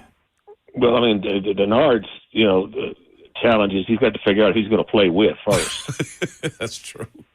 I mean, this time of year, I mean, I've never, ever, and I've been involved in nearly 700 games in this league. I've never seen three safeties go out in succession and then continue to lose an offensive guard, to lose your starting linebacker. I mean, the injuries that mounted up, there when we were out there on the West Coast last week were, I mean, it was really hard to overcome during a ball game. And now you've got brand new people in there. I mean, I watch practice every day, and I mean, they were just, Denard has got a huge task in front of him now, deciding not only how to defend this offense, but how he can incorporate people that are brand new to what's going on, to be able to counterbalance this offense. And so there's several challenges going into this weekend. Matt, Ramon and I have talked a lot about just the state, obviously, of offensive line play across the board in the league. And as NFL offenses take, obviously, from more Art Briles coaching tree, Heupel system, right? Like these smaller, quicker linemen that maybe aren't as built for the grind of professional football. Backup line play, it feels like, has really kind of taken a hit. Corey Levin being able to do what he's been able to do these past couple of weeks, Mac, just how rare is it to have someone be able to step in and play at the level that he has at center, at right guard when Kevin Zeitler went out in the second half in San Fran as well? And is it fair to say that kind of line play, and especially some reserve line play, Mac, looks a little bit different in today's NFL than it did 5-10 years ago? Well, first of all, it's hard to find guys that can play the offensive line. Number one, let's just say that. That's one of the most misunderstood positions on a professional football field, is the offensive line. People have no idea about the intricacy of it. I've got mass respect for Corey Levin, mass respect, just because of the way that he conducts himself and has come in. I don't think it's such a fact that the nature of the offensive linemen, physically have changed so much. In fact, if anything, you got some very, very good athletes playing across there. There's just not very many of them. And I can remember Carl Bach. Carl Bach was an offensive line coach, but he was also a really good center, a really good player, for the Houston Oilers. And I was on the staff with Carl Bach, and he's a big man, and he said, you know what? People just think that because you're a big man that you don't get hurt. He said that's not the case. And so the fact is, it's a very, very physical position. I mean, you're doing a show with a guy right there that can tell you people don't even understand what it takes to prepare an offensive lineman for a ball game, and then especially through a 16 and now a 17-week stretch. So to me, the least understood position, seriously, by the general public watching games, is what an offensive lineman does and doesn't do. You're preaching, Ramon Foster, Mac. Almost dropped a tear, Coach Mack. I almost dropped a tear right there, Coach Mack. We need to just bottle I'm not that trying up. to make you cry, but you know I'm right. I mean, you almost did with the congratulation video you sent out to me also, Coach Mack. I appreciate that, but I know Christmas right around the corner, Coach Mack. You didn't have to give me that gift this early in the morning. I'm in the background clapping. That's true. I almost dropped a tear right there, Coach Mack. You speaking to the masses, Coach Mack, the Need an Education seminar. You know what I'm saying? Just on how we are as people. We hurt too, Coach Mack. We do. Yeah, well, offensive linemen are people too, but nobody really wants to ever take the time to dig into really what goes on with that position. It is probably one of the most intricate positions on the football field, all things being considered. Titans Radio's head coach, Coach Dave McGinnis, Thursdays at 7:20 here on the show, presented by Two Rivers Ford, the South's most trusted Ford dealer. Farm Bureau Health Plan's Titans Countdown beginning at 11 o'clock. Titans radio coverage of Titans and Chiefs this weekend. Looking forward to it, Mac. Thank you, sir. You need a Pulitzer Prize for that my one, pleasure, Coach Mack. Ramon. Everything that I said in that video was heartfelt. Appreciate you, brother. And I appreciate you. The Nobel Peace Prize is on the way, too, Coach Mack. You deserve it. See you guys. All right. Thank you, Mac. He deserved that. You're giving Mac prizes that even have nothing to do with broadcasting. Just don't give him an Oscar. I mean, that's for humanity right there. A Tony Award to Coach Dave McGinnis. Give him an Emmy. For excellence in talking about offensive line. Listen, he hit me in the fields with that one. I was just like, dang, yeah, there was times where I faked it just to make it too because I didn't want anybody to know I was hurt out there on the football field. We hurt too. This is why I get mad at little wide receivers and quarterbacks when they just fall. Wide receivers. Yeah, man, they fall on the field and everybody's all concerned. But let the big guy on either side of the ball hit the ground. Get your ass up. It's like, whoa, I hurt too. Yeah, I think it's an interesting clarification, too, to say it's not that the level of athlete has changed. That's maybe even gone up. But the state of especially backup line play. Come on, man. Isn't in a great spot right now. That we could get into in the offseason a ton of true. reasons why that's the case. But that's very true. I think it's that's a good clarification from Mac and something that I'm glad to learn. It's like, no, it's not the athleticism as much as it is probably a number of other reasons why we're at preparedness, the mental part of it, of not playing when there's your number called, you got to immediately spark. And the lack of just hitting people in preseason. Yeah. As practices get a little less physical, and this is maybe one of the side effects. And not actually running your game plan because you're on scout team as a backup. Coming up, there was some good hoops last night, played in Memphis, Tennessee. Vanderbilt getting the win over Memphis in overtime. I looked at Ken Pom on what Vandy's projected SEC record is. You're going to be impressed. We'll talk about it next.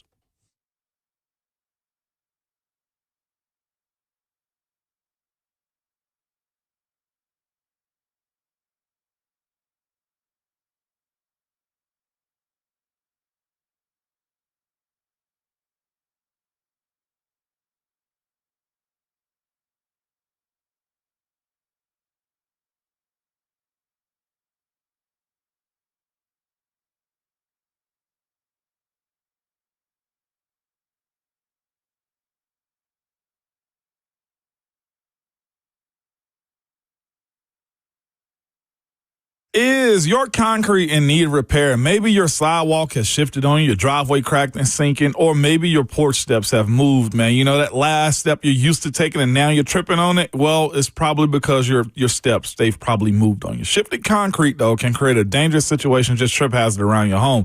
It's also a big eyesore. Ramon Foster, and whatever is going on with your concrete, listen to me. Call United Structural Systems. Ask them about their polyurethane foam injections. You've heard about USS for a long time. It's the same company that's provided superior foundation repair and waterproofing to Middle Tennessee since 1994. Well, they can also fix your sunken and settling concrete. USS uses polyurethane foam injections to lift and repair your sinking concrete in a matter of minutes. Lifted concrete can also be walked on immediately or even driven on after about 30 minutes. So don't go through the long, expensive process of ripping out and replacing concrete. Reach out to the company I trust for all foundation repair and waterproofing, man. That's United Structural System. You can go to their website at USSTN.com. That's USSTN.com, or call them 615-488-7855. United Structural Systems.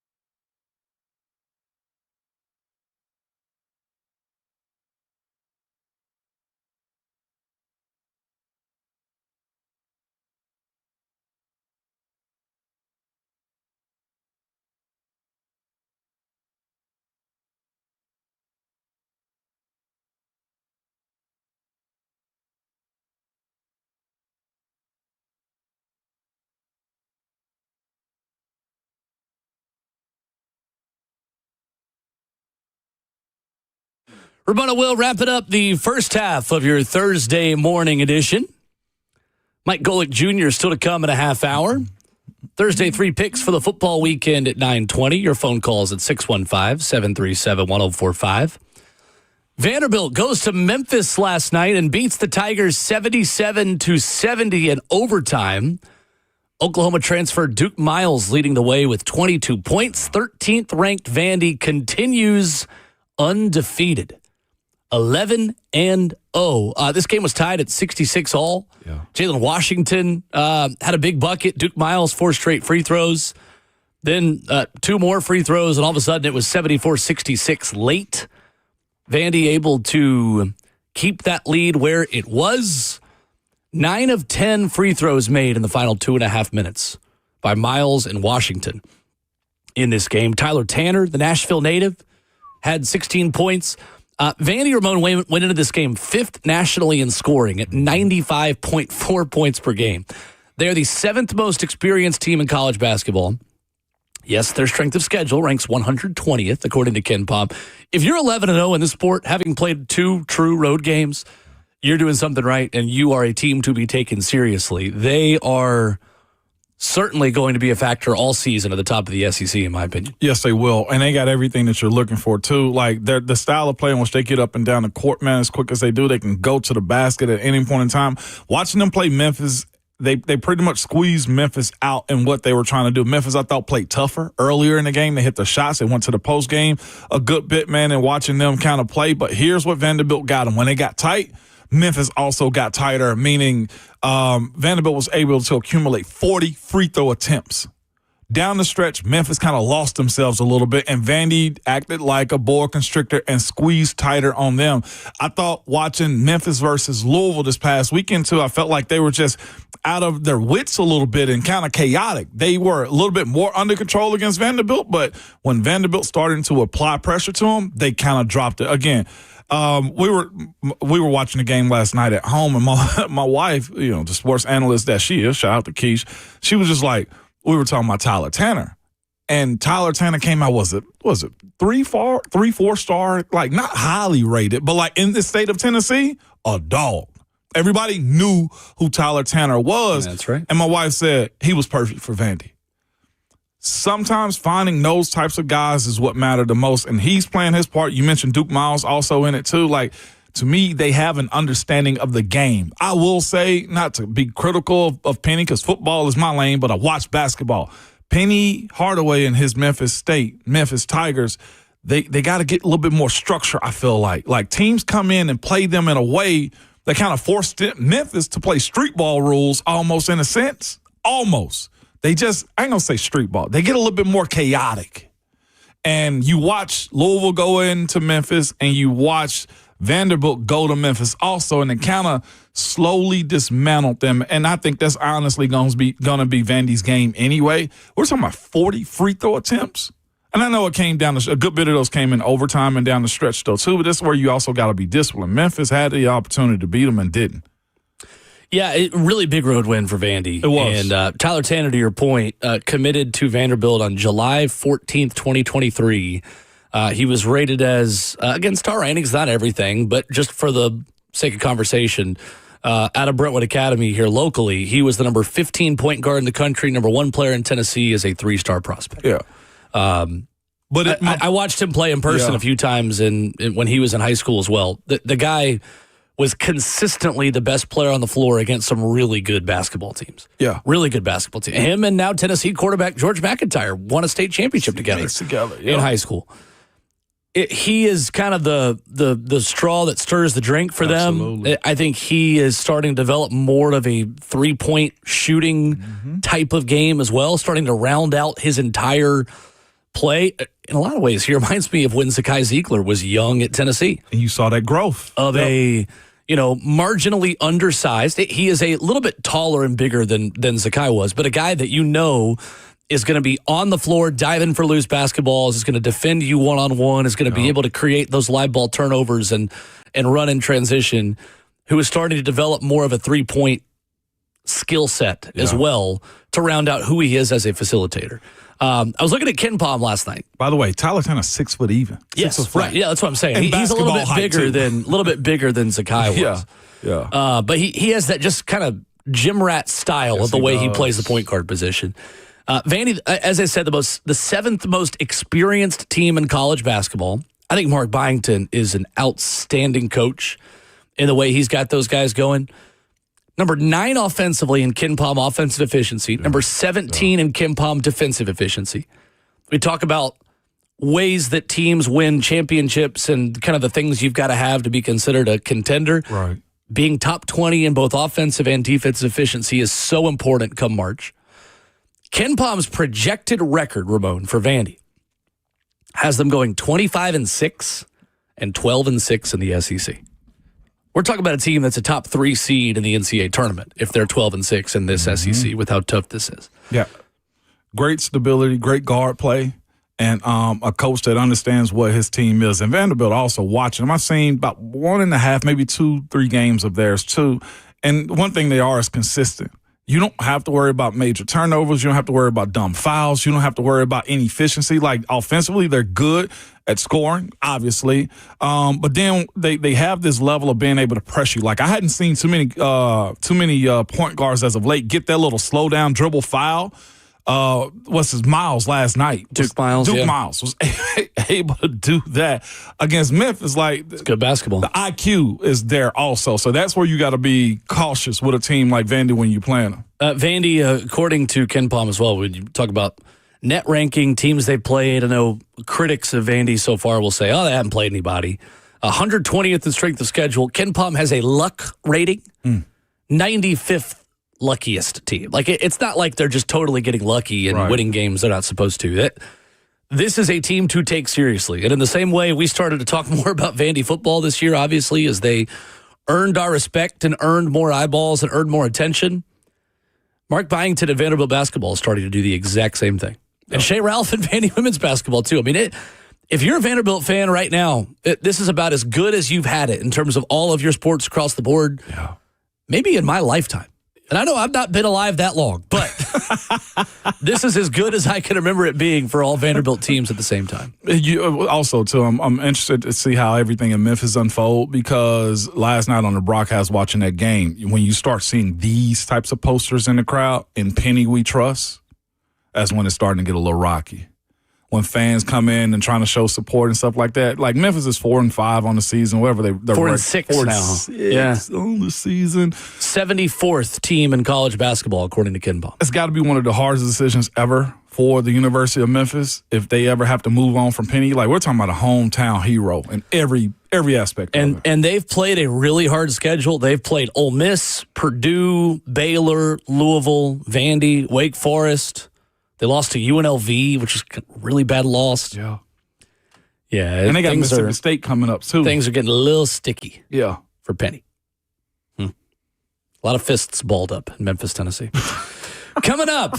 Look, either way, I was going to have some kind of jab to throw at the loser of this game. Coming up, Thursday night football tonight will be terrific. We'll give a little preview of Rams and Seahawks next.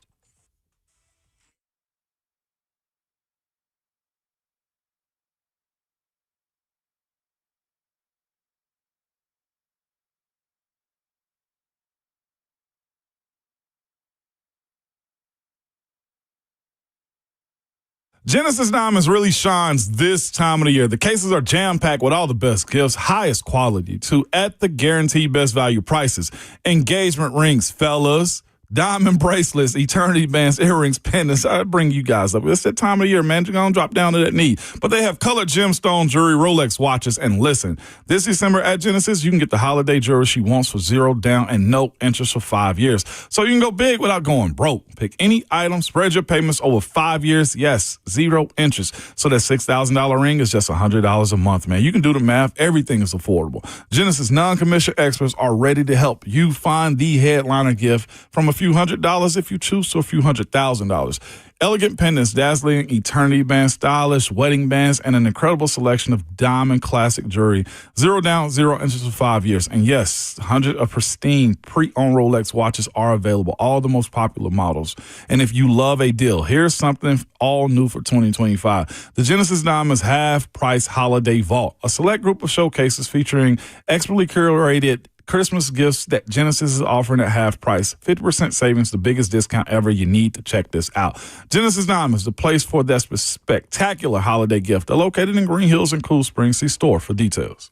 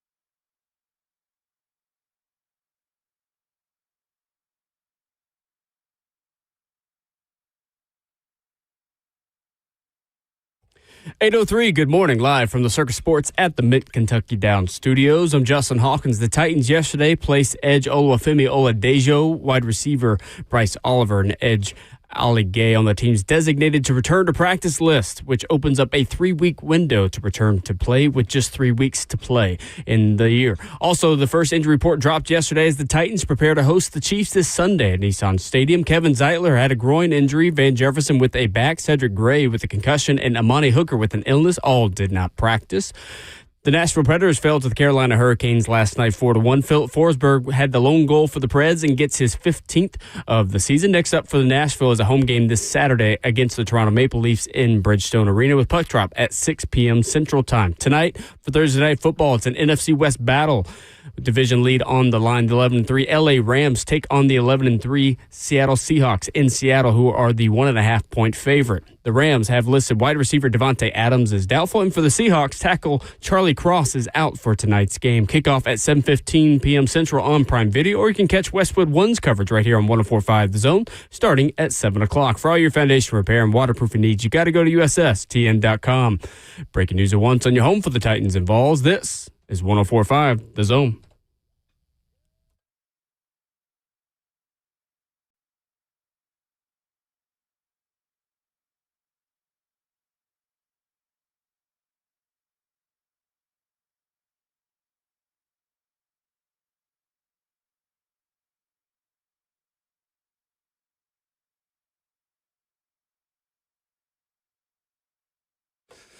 Second half of the show, hour number 3 getting started. Ramon and Will on 104.5 The Zone and Zone TV.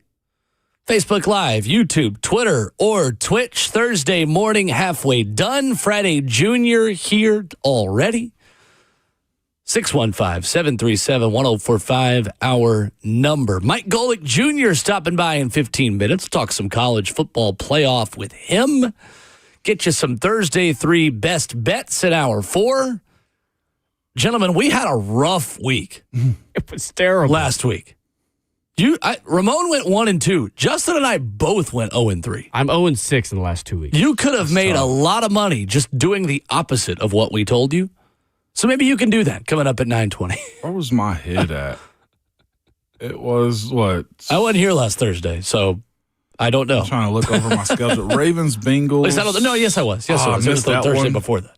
Browns, nope. It was also Chiefs, Chargers. That was my only hit. Your 2 misses were making picks on the side of AFC North rivals, which was out of character for you anyway. It was. And this just confirmed the fact that you need to bet with your hate.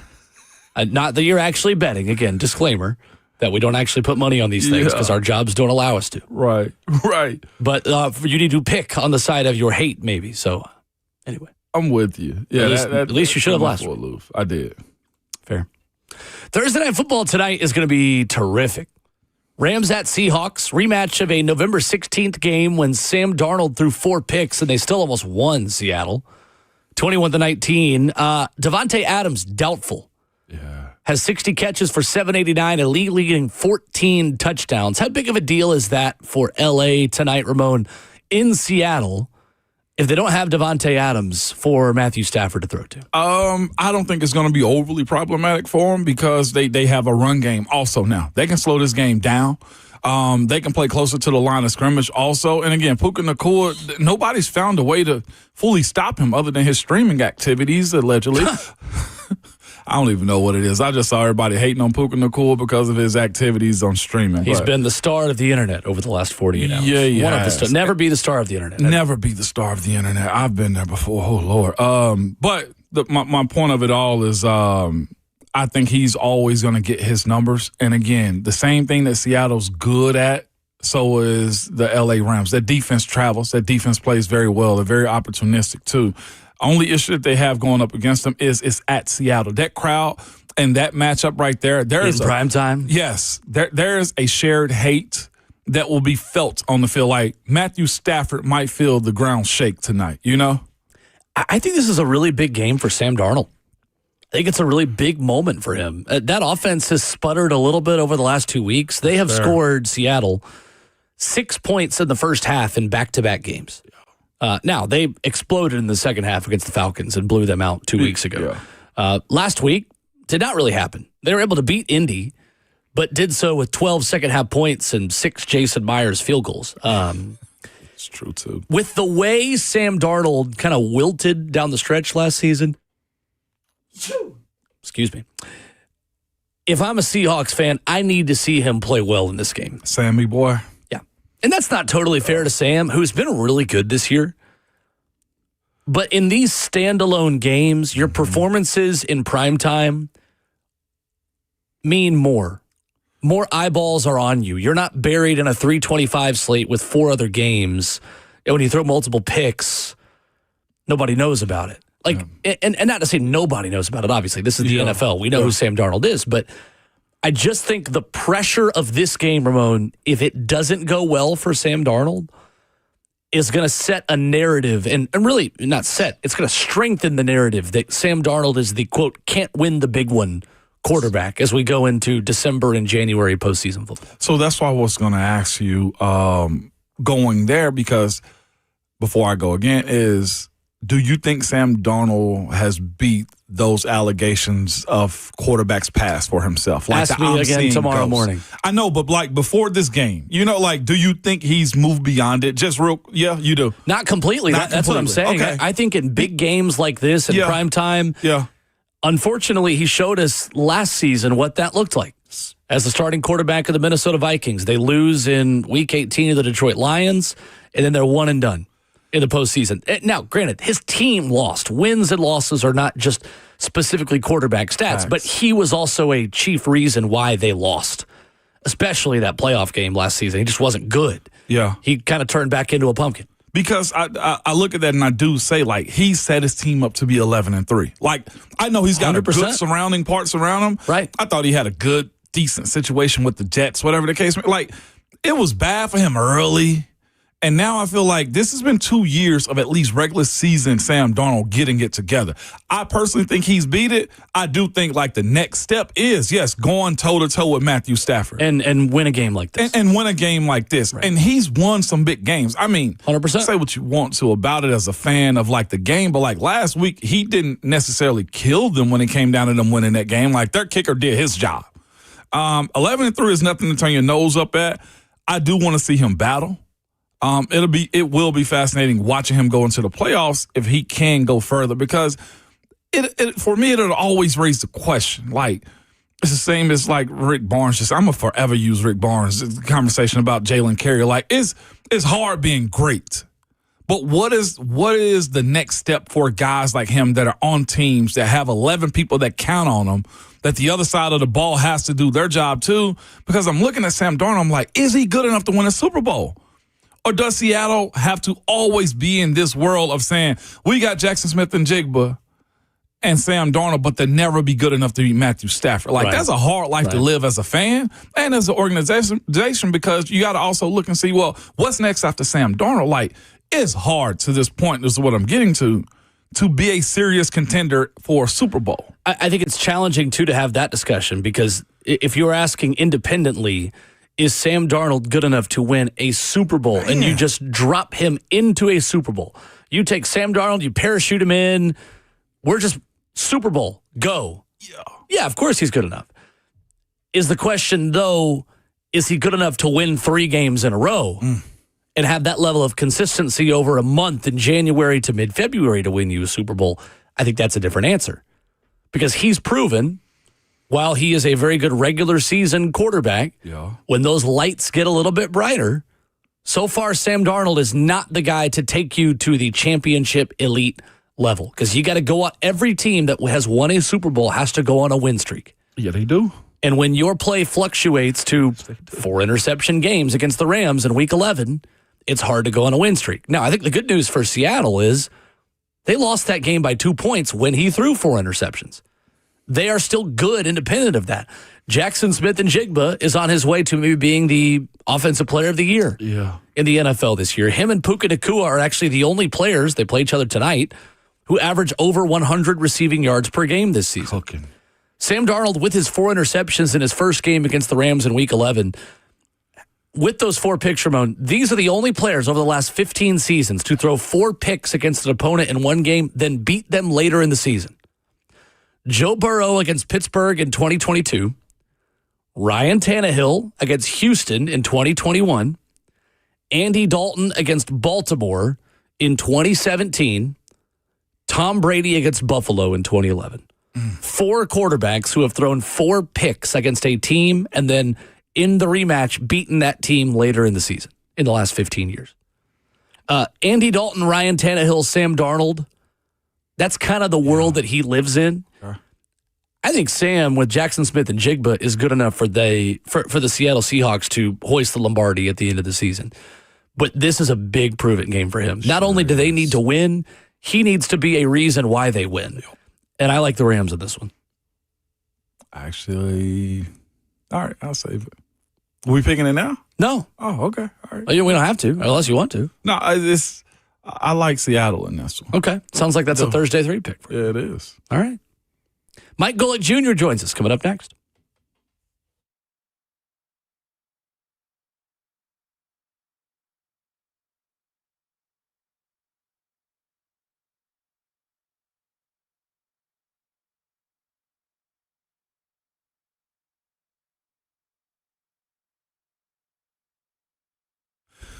You're losing your hair and you need a simple solution that works, man. You want the best modern technology with top-rated physicians, something that's guaranteed to work. Guys, you need Dr. Tonya Pauls and her team at Advanced Hair. They've completely redefined hair restoration, from the experience itself to their unmatched results. If you got a receding hairline, bald spot, thinning hair, address them all with Advanced Hair. Simple one-day treatment and a calm, relaxed environment with the most experienced professionals. Advanced Hair has performed tens of thousands of these breakthrough treatments. And get this, your own natural hair begins to regrow the very next day. No one in Nashville can offer anything like the Advanced FUE found at Advanced Hair, and I highly recommend their team. It starts with your free consultation, or you can call them, 629-348-HAIR. If you qualify, you'll also get $250 off and 250 free hair grafts.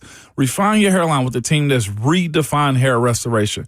The number again, 629-348-HAIR. Visit their website at advancedhair.com.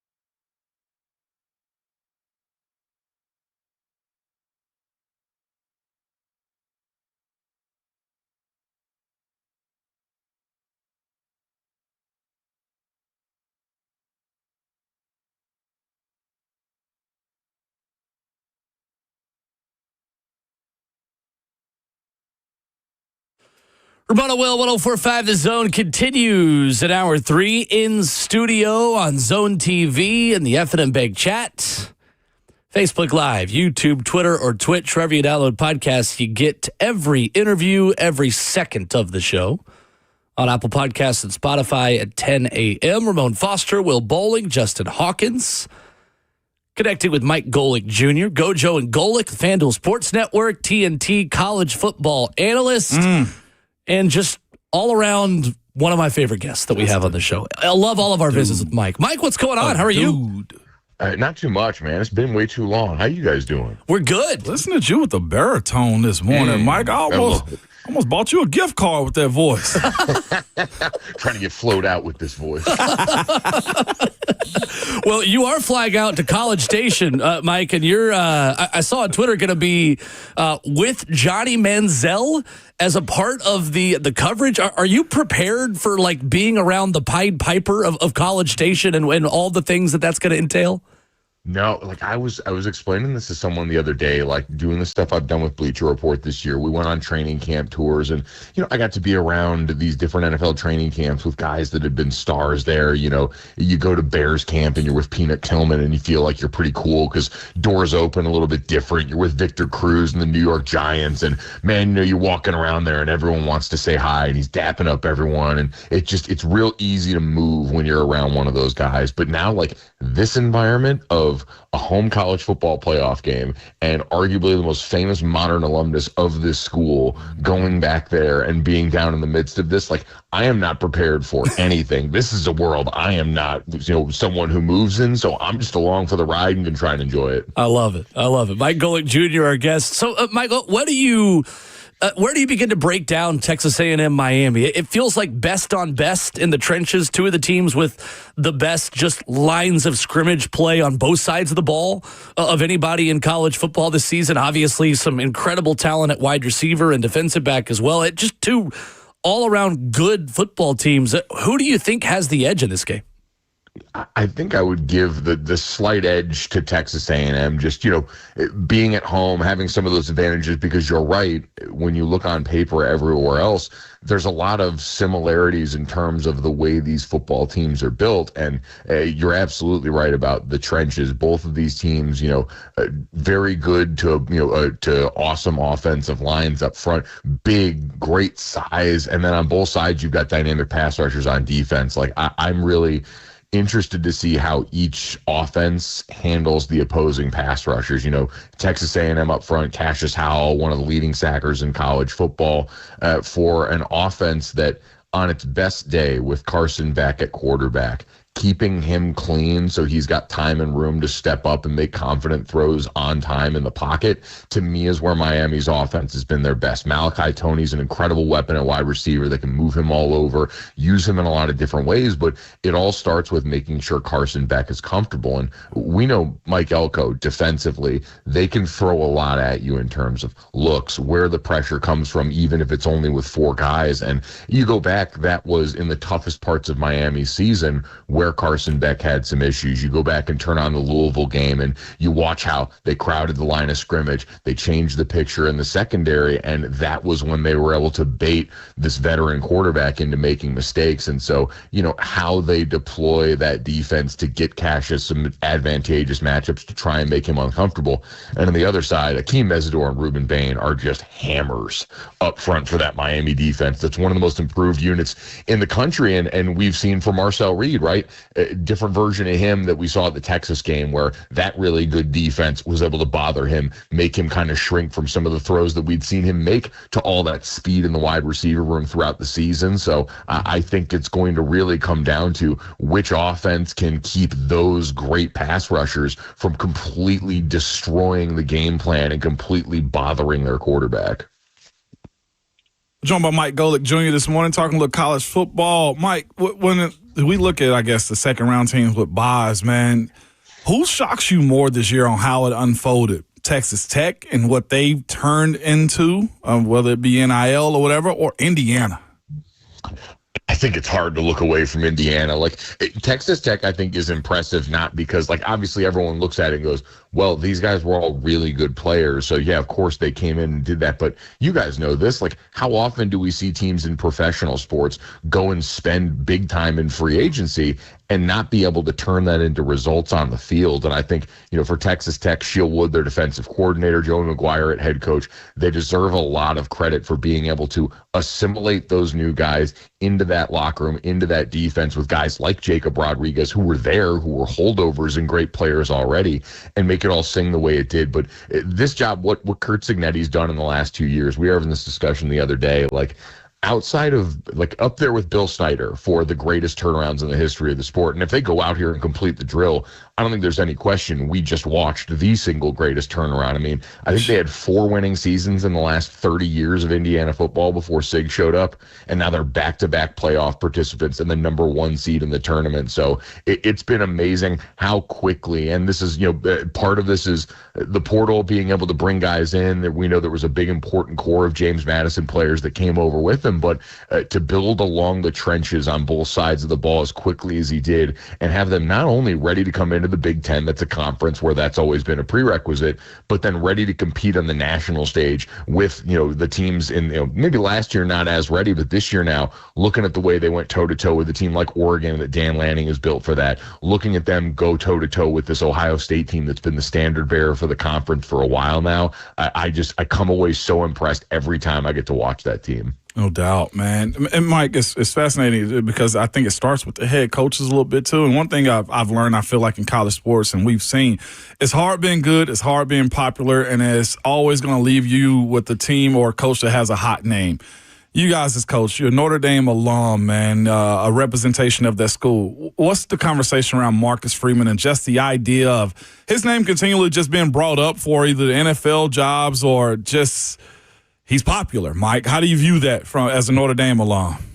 Yeah, you try and take your cues from the head coach who always reminds people hey, when people are talking about your staff, that's a blessing. It means you're doing some things right there. So that's first and foremost a testament to what Marcus has done. I mean, God, think about 4 years ago, he takes over in the middle of uncertain times, Brian Kelly leaving for LSU. He's never been a head coach. He goes and loses the bowl game he's coaching against Oklahoma State and then starts 0-2 the beginning of the next season. And it could be this situation where you feel like maybe a guy bit off more than he can chew, and he turns it into this incredible run where now his stamp is unequivocally on a program that's trending in the right direction.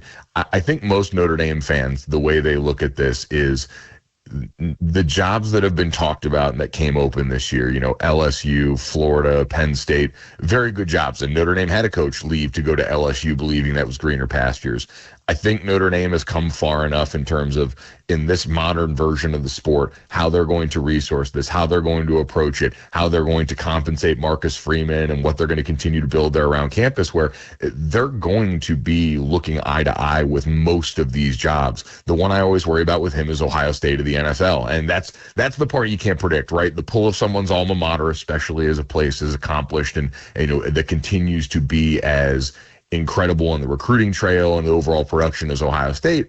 And then, Ramon, you know this better than anyone, the chance to go challenge yourself in the NFL at the highest level of competition. Mm-hmm. If that's something that's in your heart as a coach, I could never fault them for that. If Notre Dame lost Marcus Freeman to the NFL, you just got to shake his hand, say thanks for everything you've done. And I understand why you'd make this decision, because to be able to leave behind all of the complications of modern recruiting and then some, and to then go to try and see if you can stack up with the best version of this sport, that's a hard thing to tell someone to say no to. Mike Golic Jr., our guest co-host of Golic and Golic on the FanDuel Sports Network, weekdays, TNT college football analyst, busy man in the world of football. Mike, when you look at Alabama, Oklahoma, typically when a team outgains the other by nearly 200 yards and loses, I'm going to go in a rematch with the team that had 200 more yards.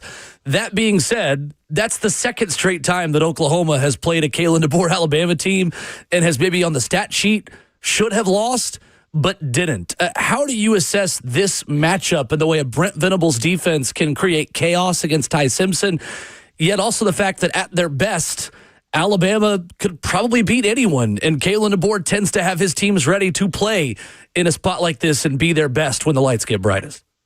Yeah, I mean, there's no question. I mean, this Alabama team is walking in here in the middle of the pressure cooker, and that's what they're used to in Tuscaloosa. But, like, you were the team in the crosshairs now both of the last 2 years when it came to the college football playoffs final field. You got snubbed, what people thought last year, and the SEC banged on the table for an whole offseason trying to change how we did the picking of the teams in the sport.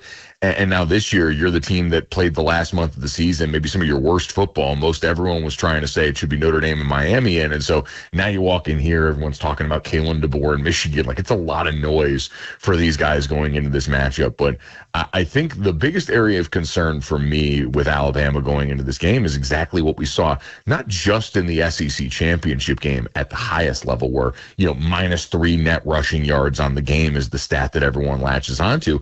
Alabama has not been able to run the ball consistently all season. And so on one hand, you say, hey, a pretty wonderful football team going up against a Brent Venables defense, that's a recipe for trouble. On the other hand, I say is, hey, this Alabama team's kind of used to it all year. Like, if anyone's used to having to go out there and strap on the cape, Simpson and some of the high-level throws he had to make down the field, knowing that they didn't have the consistency of a run game to fall back on. And so I'm with you. I still lean Alabama's way just because we saw on the field how that matchup went. And while Brent Venables' defense is going to continue to be great, counting on a pick six, counting on that many turnovers to help swing the gate, I think it was 17 points off 3 turnovers in that game. That, to me, is something hard to ask for a team consistently to pull off and be the way to win, because on the other side, I just don't have a lot of confidence in John Mateer and that offense to consistently produce.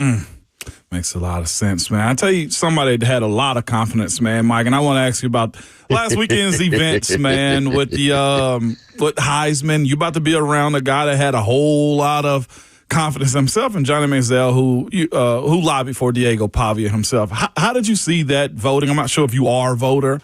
How did you see that entire weekend kind of unfold and the things that happened after it, Mike? Right, wrong, or indifferent?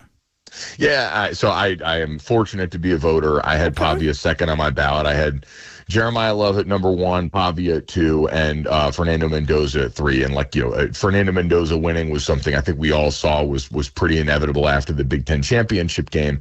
But I still looked at it, especially weighing the 2 quarterbacks, and thought Diego Pavia and what he consistently did. Like, Indiana is such a testament to the team, the way they've built that. And Fernando Mendoza coming in and being able to elevate that the way he did this year, absolutely Heisman worthy in the big moments.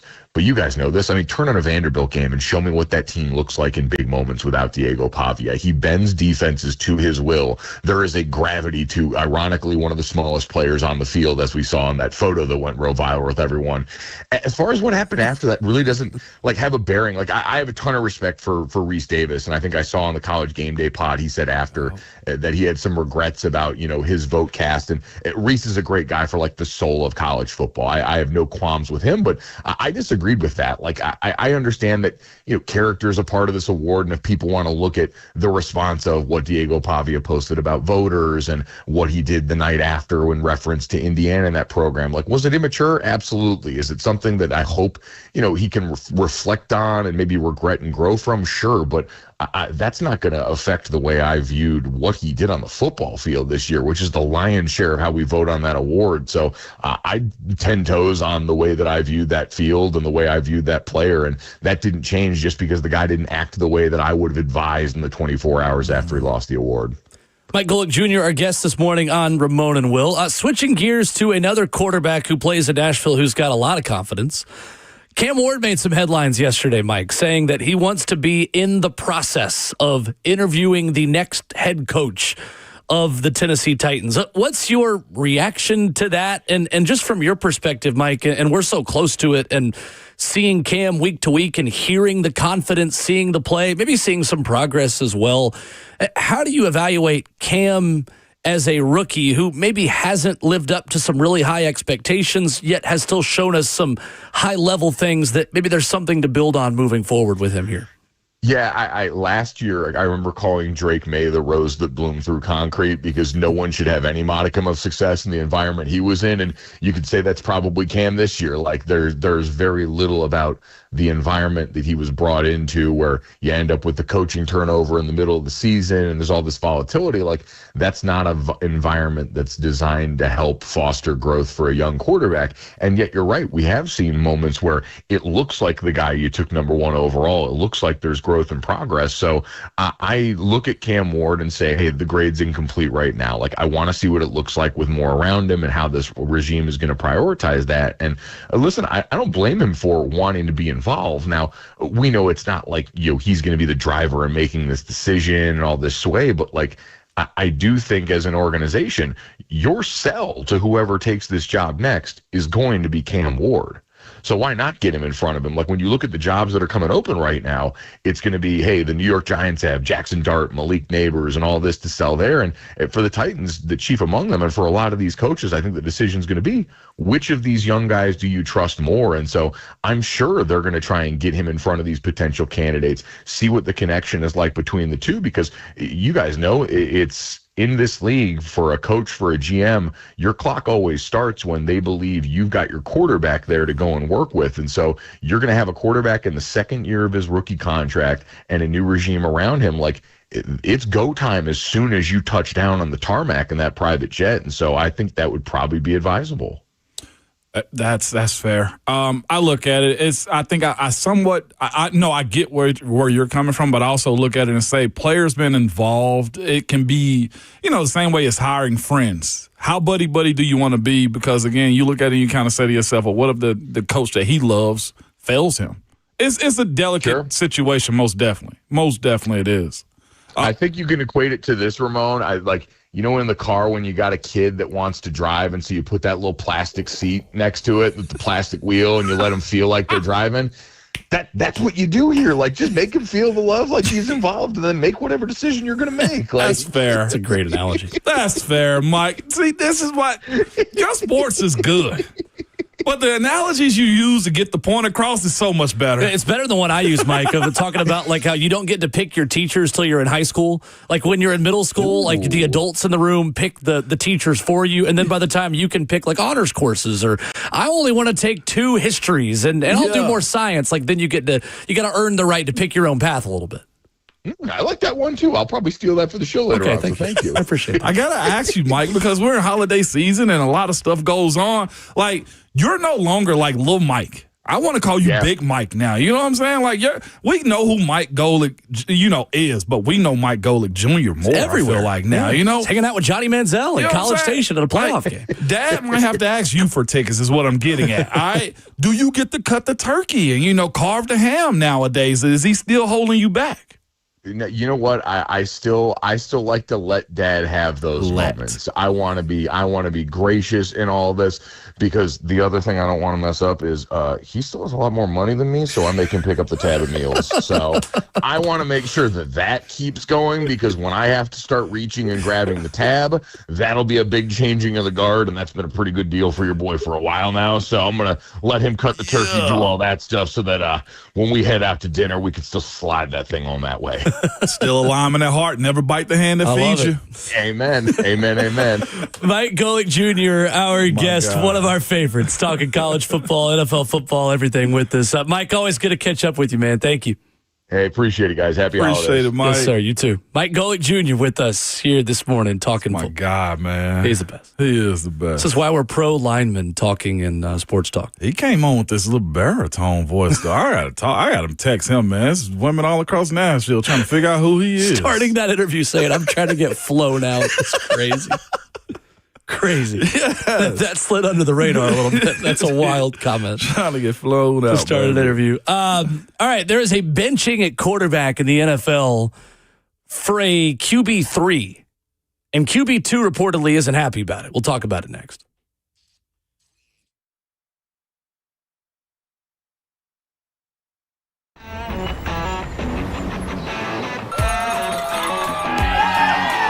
Smashville hockey. Around here, it can sound like a language of its own. But hey, if you can pronounce Demumbrian, then names like Yossi, Shea, and Marchessault will roll right off the tongue. Nashville Predators, only in Smashville. One of the largest sports books east of the Mississippi, Circa Sports Kentucky, is now open. Catch all your favorite games on an 80-foot screen with stadium-style seating and live VSiN broadcast daily. Circa Sports, now open at the Mint Gaming Hall, Kentucky Downs.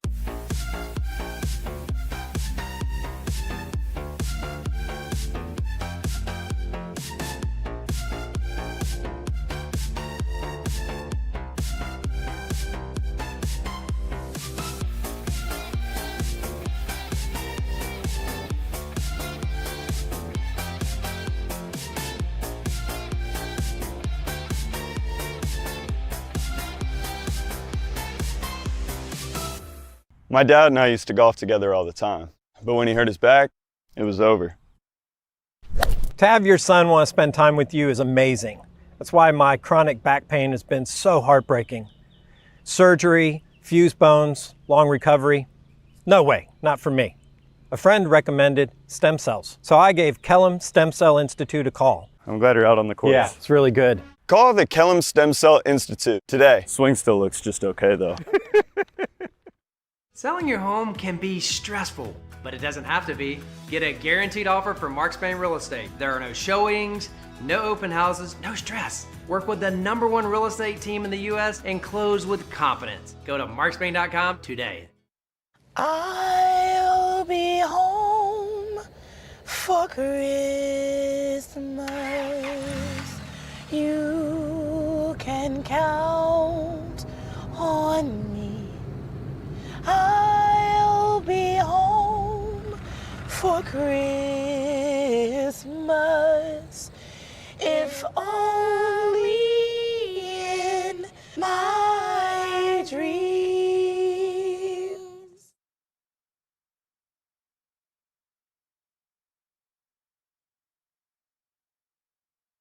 Let's face it, buying a vehicle should be straightforward and stress-free, and that's exactly how Two Rivers Ford has been doing business for decades. This locally owned dealership has a non-commissioned sales team whose only focus is to find you the right vehicle at the right price without the pressure.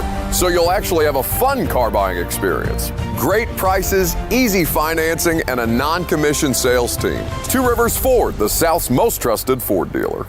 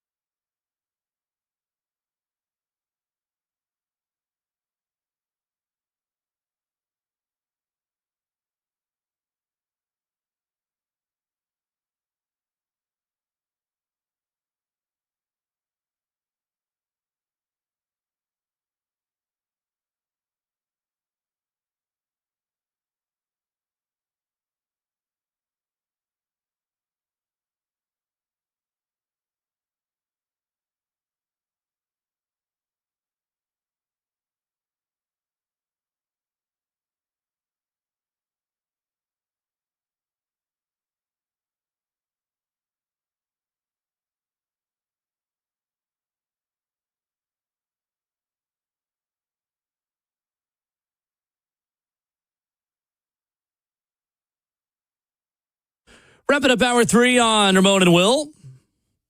Ramon Foster, Will Bowling, Justin Hawkins, 615-737-1045. Got the rest of the morning to take your calls if you got them. So the Miami Dolphins are benching quarterback Tua Tagovailoa. We talked about this Monday, Tuesday, after their 28-15 loss to the Pittsburgh Steelers, where through 3 quarters, Tua was 6 of 10 for 65 yards and a pick. They're going to go with Quinn Ewers, Ramon, at quarterback.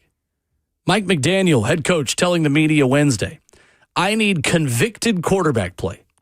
This team needs convicted quarterback play. I thought Quinn gave us the best chance to do that. I couldn't responsibly play this next game when I thought what the team needed was available and live in hope and wish and stuff. Tua reportedly disappointed by McDaniel's decision, although he was, quote, not happy about it. The demotion forced him to take an honest look at his play this season. Right move to go with Quinn Ewers of the 3 quarterbacks they have there in Miami for the final few weeks?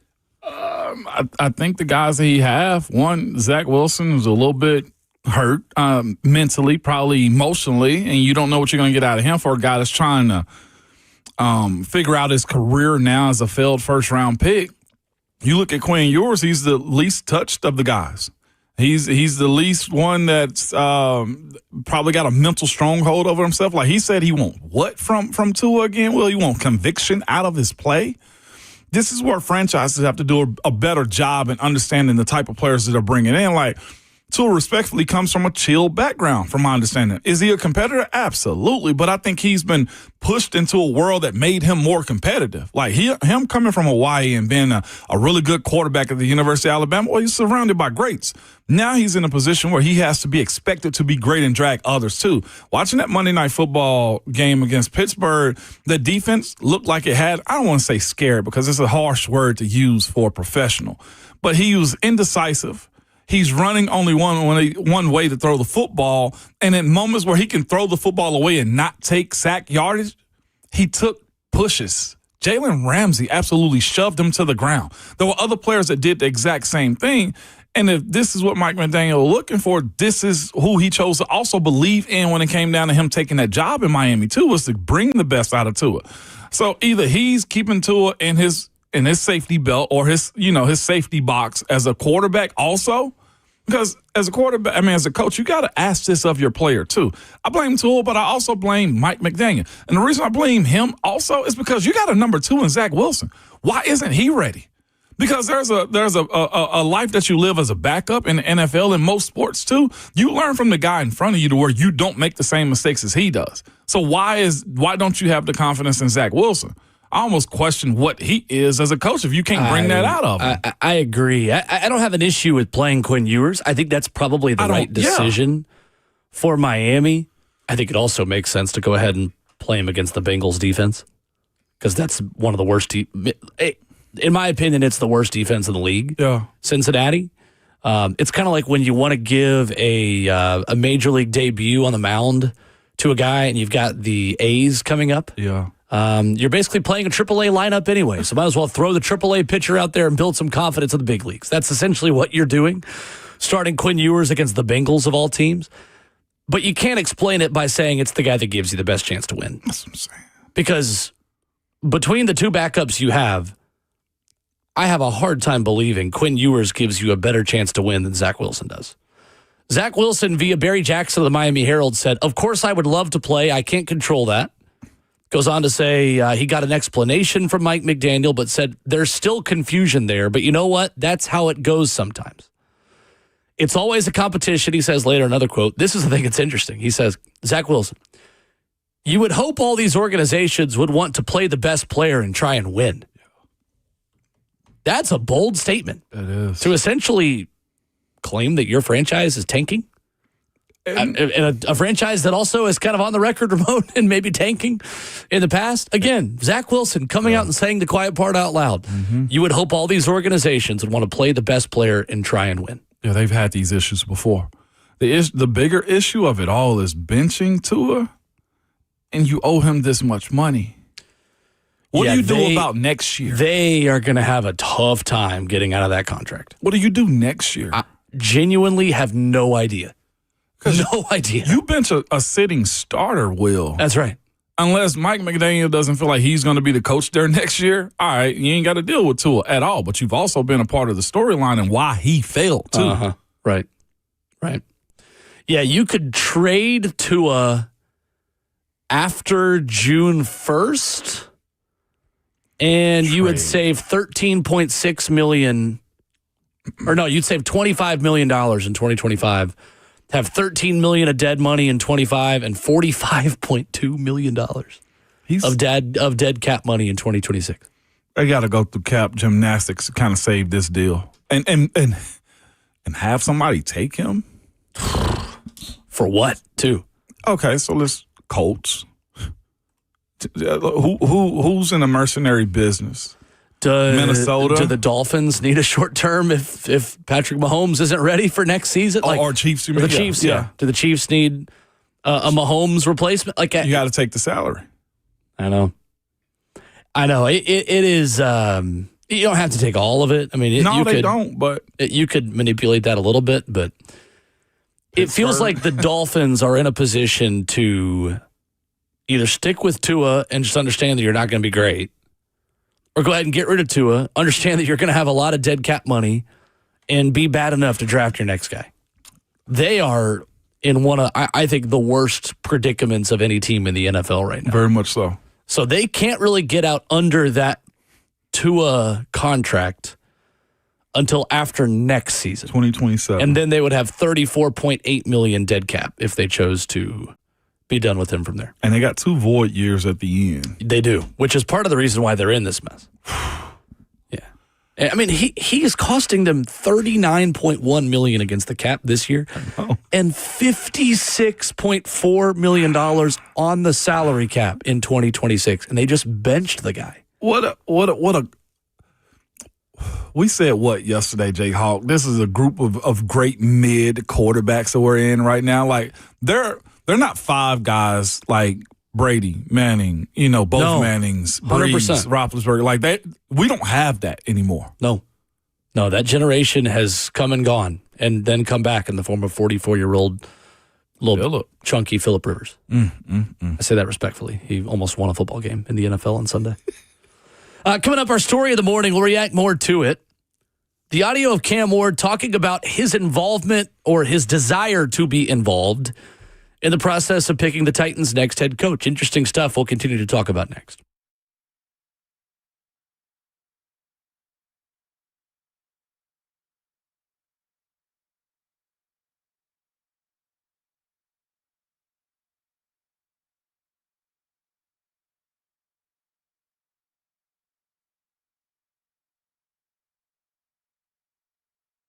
It's Ramon Foster here for Jewel Roofing and Exteriors, man. I want to tell you about my friends, man. They are a trusted, family-owned Middle Tennessee company that's been serving from Clarksville to Murfreesboro for over 25 years.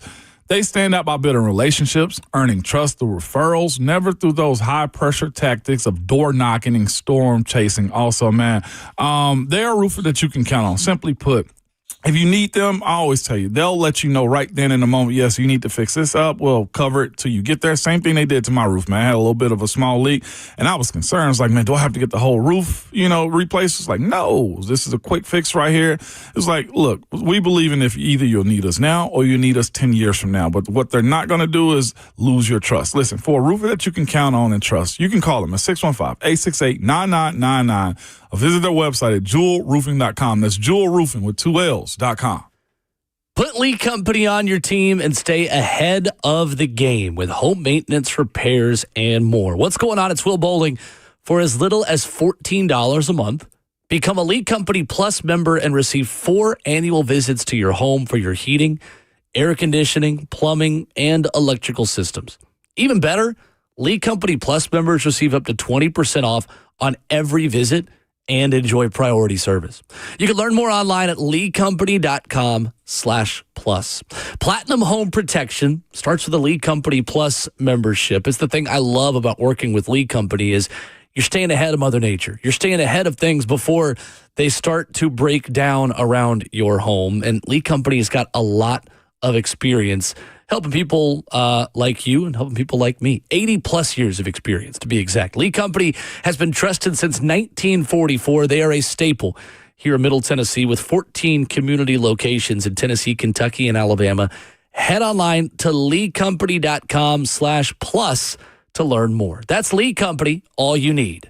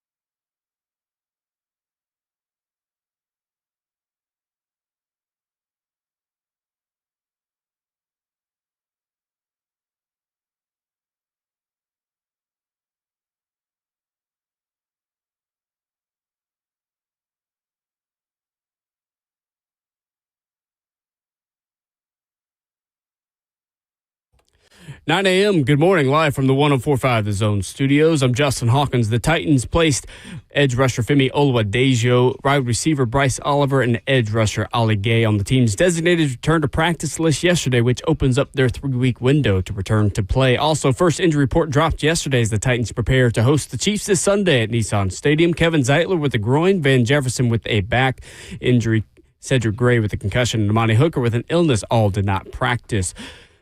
The Nashville Predators fall to the Carolina Hurricanes last night 4-1 at Bridgestone Arena. Philip Forsberg had the lone goal for the Preds, and he gets his 15th of the season. Next up for Nashville is a home game this Saturday night against the Toronto Maple Leafs at Bridgestone Arena. Puck drop is at 6 p.m. Central Time. Tonight, Thursday Night Football NFC West battle with the division lead on the line as the LA Rams take on the Seattle Seahawks in Seattle, who are the 1.5-point favorite. The Rams have listed wide receiver Devontae Adams as doubtful, and for the Seahawks, tackle Charlie Cross is out for tonight's game. Kickoff at 7:15 on Prime Video, or you can catch Westwood One's coverage right here on The Zone starting at 7. For all your foundation repair and waterproofing needs, you got to go to USSTN.com. Breaking news at once on your home for the Titans and Vols. This is 104.5 The Zone.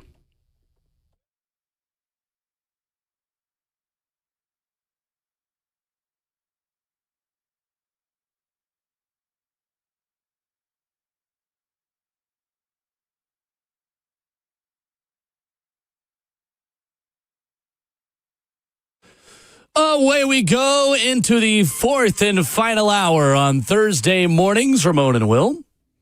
Ramon Foster, Will Bowling, Justin Hawkins, 615-737-1045. We got picks coming up for you in just a matter of minutes.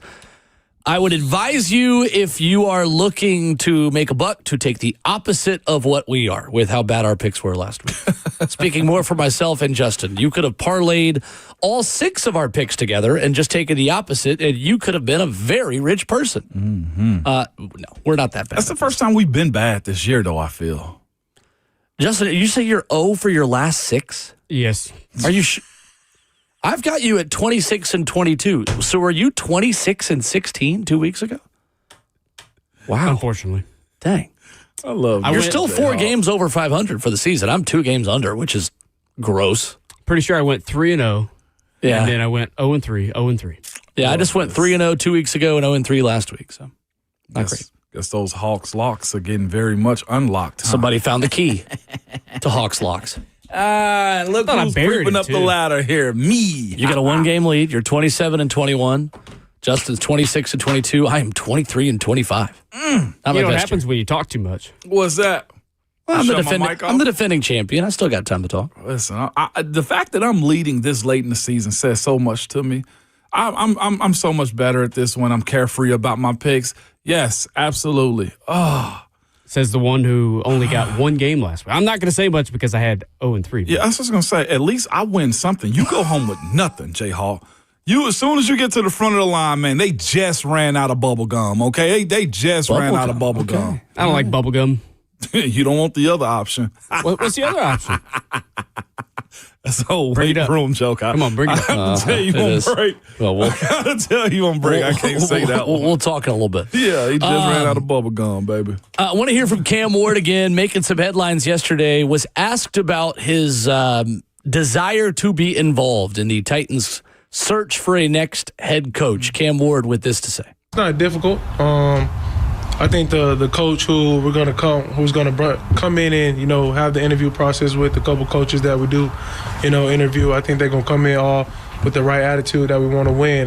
They're coming in to a place who's gonna be behind them, the guys in the locker room. I'm gonna be all in on this head coach, and I'm gonna continue to do what I need to do, for my teammates to help put myself in a good situation and those guys. How much would you like to be in on the front? Not hiring the guy, but as far as meeting all the candidates that they bring in and kind of seeing what they have in mind, maybe for you.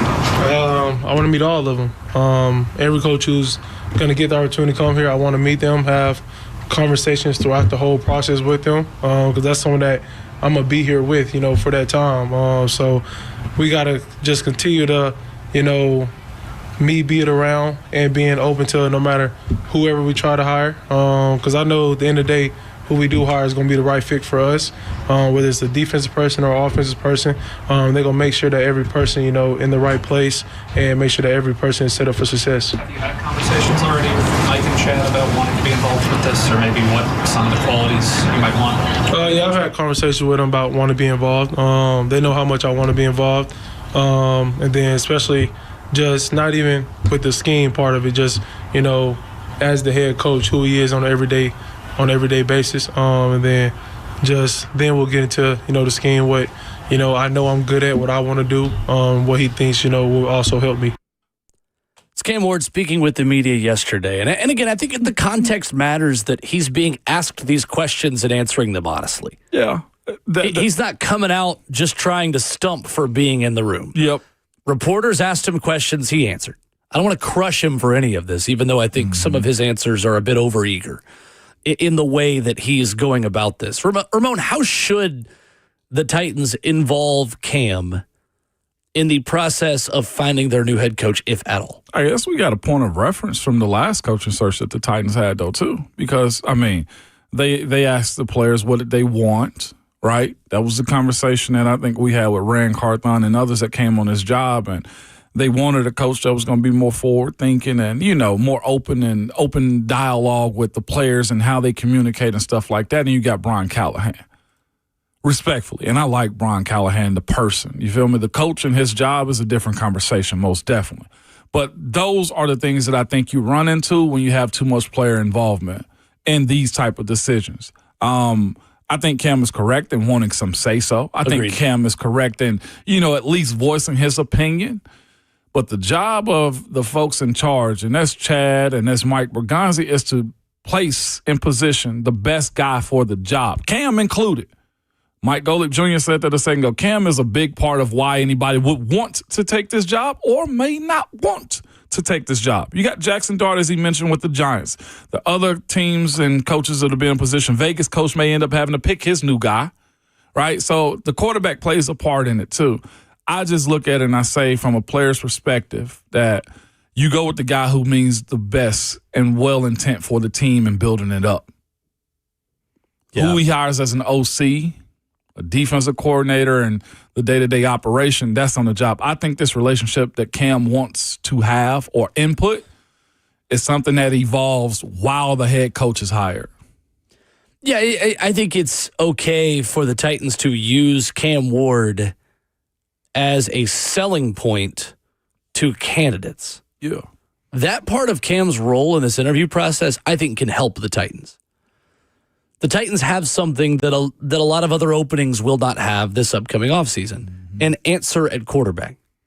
It doesn't mean that Cam is anywhere close to perfect. He'd be the first to admit it. But I do think this job will be somewhat attractive because coaches will want to work with that level of competitiveness, that level of arm talent.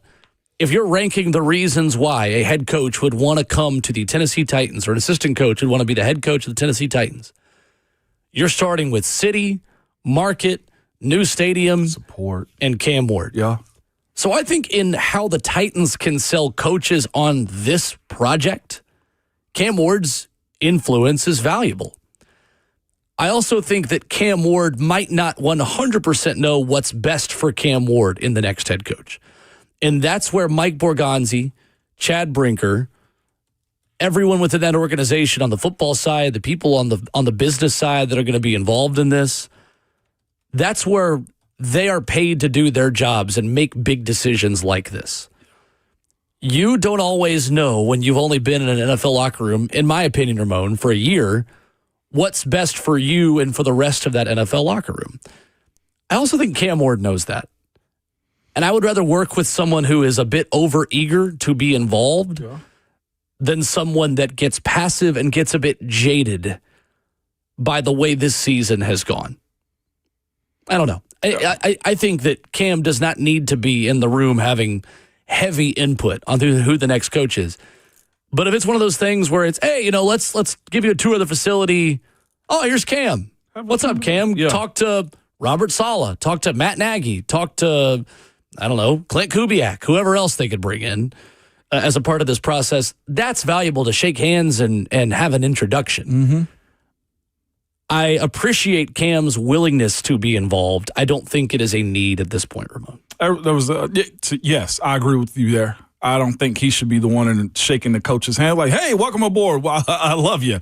That was a comment in our YouTube chat. This is like, or is it as that Cam's involvement in this should be about who he doesn't want to work with.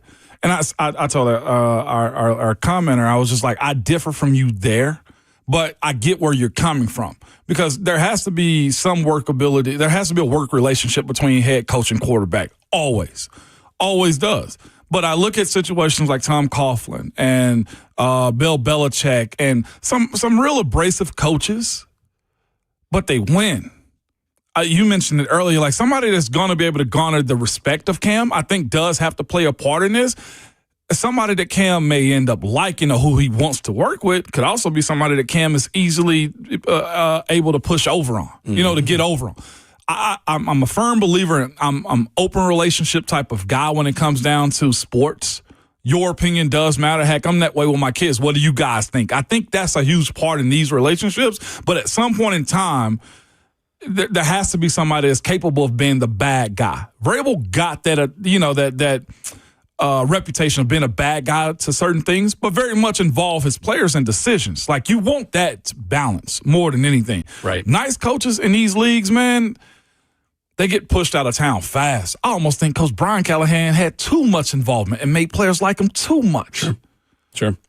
Yeah, and again, I made the analogy and I'm splitting earlier. hairs here with that conversation. No, I think it's a fair comparison. I mean, and two, like, the way I view it is the teacher you had in school that you might have hated during syllabus week, that then when you go back for homecoming, you shake their hand and say, thank you for preparing me for the real world.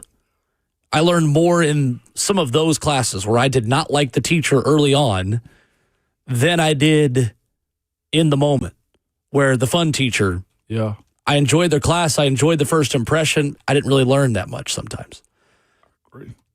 I think that's a fair analogy to make. It's not totally airtight, but from my perspective and the way that these things work, that first impression, while important, is not everything. And Cam Ward might get the most out of someone who's wired a little bit like him, who butts heads with him a little bit. I mean, Ramon, how many times did you not see eye to eye with a coach within the first week or month of working with someone? Man, often. And but that's also where the important, or like the respect that they know better, goes into place. I think the respect component of not seeing eye to eye matters a whole lot more. And that's to that point about who they choose to bring in. It's got to be somebody, I think, that matches that part of it first, Will. Because, again, there will be those moments. I think we knew often that Bill Belichick and Tom Brady's relationship was players against coaches, and it made the players come closer to each other, too. It made you almost, and I've been in situations like that, too, where the coaches make you dislike them so much that you want to, play hard to prove them wrong. You want to prove them wrong, right. Yeah. 100%. Yeah. So I get that. It can be either. Andy Reid seems to be a player's coach. I don't know what Sean McVay is. I think he's somewhere in the middle. Probably. But in all of those situations, what I'm getting at, Nick Sirianni is another, I think, abrasive guy, but he's inclusive. It needs to start with respect first. And you can be both. You can be an abrasive coach and be a player's coach. Yeah. The two aren't, Mike Vrabel's probably in that category. Coach Tomlin got his ways where this is just how we're doing. Sure. And you don't push, you be mad and you sports complain in the cafeteria, but you roll with what they say. I think people are probably being a bit too overcritical of Cam in these comments. This is just the way Cam Ward is wired. Yeah. And I have no issue with it. I have no issue with the way that he framed his opinion on this. Again, I go back to, Ramon, what we've said time and time again when these things come up and Cam speaks and Cam's competitive and all these things. This is why you wanted Cam Ward. You signed up for these kinds of conversations to say, whoa, rather than sick him. And to be able to tell Cam, like, hey, we appreciate you, but it feels like that's probably something this fan base or nationally gets talked about a lot. Like, oh, Cam, we like that, but let's just take it easy for a minute. I'm great with all of that because that's what this organization needed. It needed a guy to come in here and ask questions and care enough about the betterment of this organization to elevate everyone around them by asking questions that most young quarterbacks, Ramon, probably aren't asking. I'm all right with that. This team needs a little bit of a kick in the pants, and Cam Ward's going to give you that. Sometimes you might want him to just keep his feet on the ground, but he's going to give you a kick in the butt every now and then. Fine. Learning how to channel that energy in the right way is part of what I think will make Cam Ward a successful quarterback in this league, because I'm still buying Cam Ward stock moving forward. No if doubt. you're selling yours, I'll take it from you. I still believe in the guy. I still believe in the competitor, and I think stuff like this, while sometimes a bit much, is one of the better problems the Tennessee Titans have right now at the end of the 2025 season. I see a unique comment that comes in, too. It's like Cam wants to make sure the culture is not going to stay run, screen for another year. We thought we were getting that, as people who cover this team with Brian Callahan, and it stayed the same. So I agree with you there. Here's what I would also tell you. I think that was Richie in our YouTube chat, is this.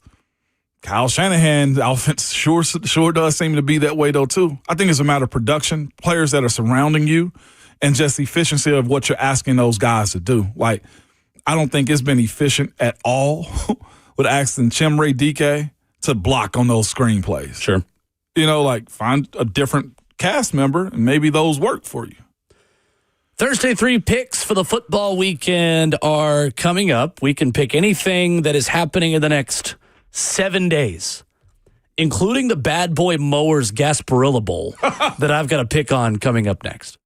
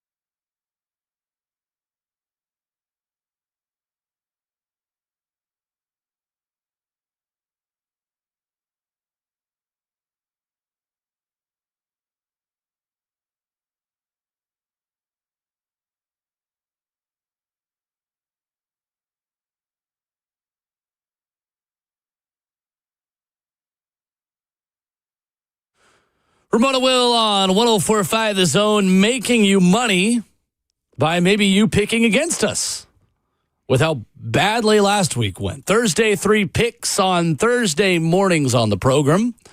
We're not betting real money on these. I feel like that's the ethical thing to mention on the top. Justin is, right? Yeah, Justin I is was. and can. You were. Okay. My count is at 0. Oh, no. Okay. I've lost 6 straight. What do you mean? That's tough. It's tough. Ramon and I are not through the jobs that we have that do not allow us to. So I always, again, just want to give the disclaimer every time for the people that But might I'm be doing listening. fine out here. Yeah, you would be up on money if you were putting your money in this. You are 27 and 21. Justin, despite going 0 for his last 6, is 26 and 22. I am 3 Better for hold my on last to it. 6, but I just went 0 and 3. I'm 23 and 25. Thursday, 3 picks. We take what DraftKings Sportsbook says about lines and totals for the upcoming week of football. So anything within the next 7 days is fair game.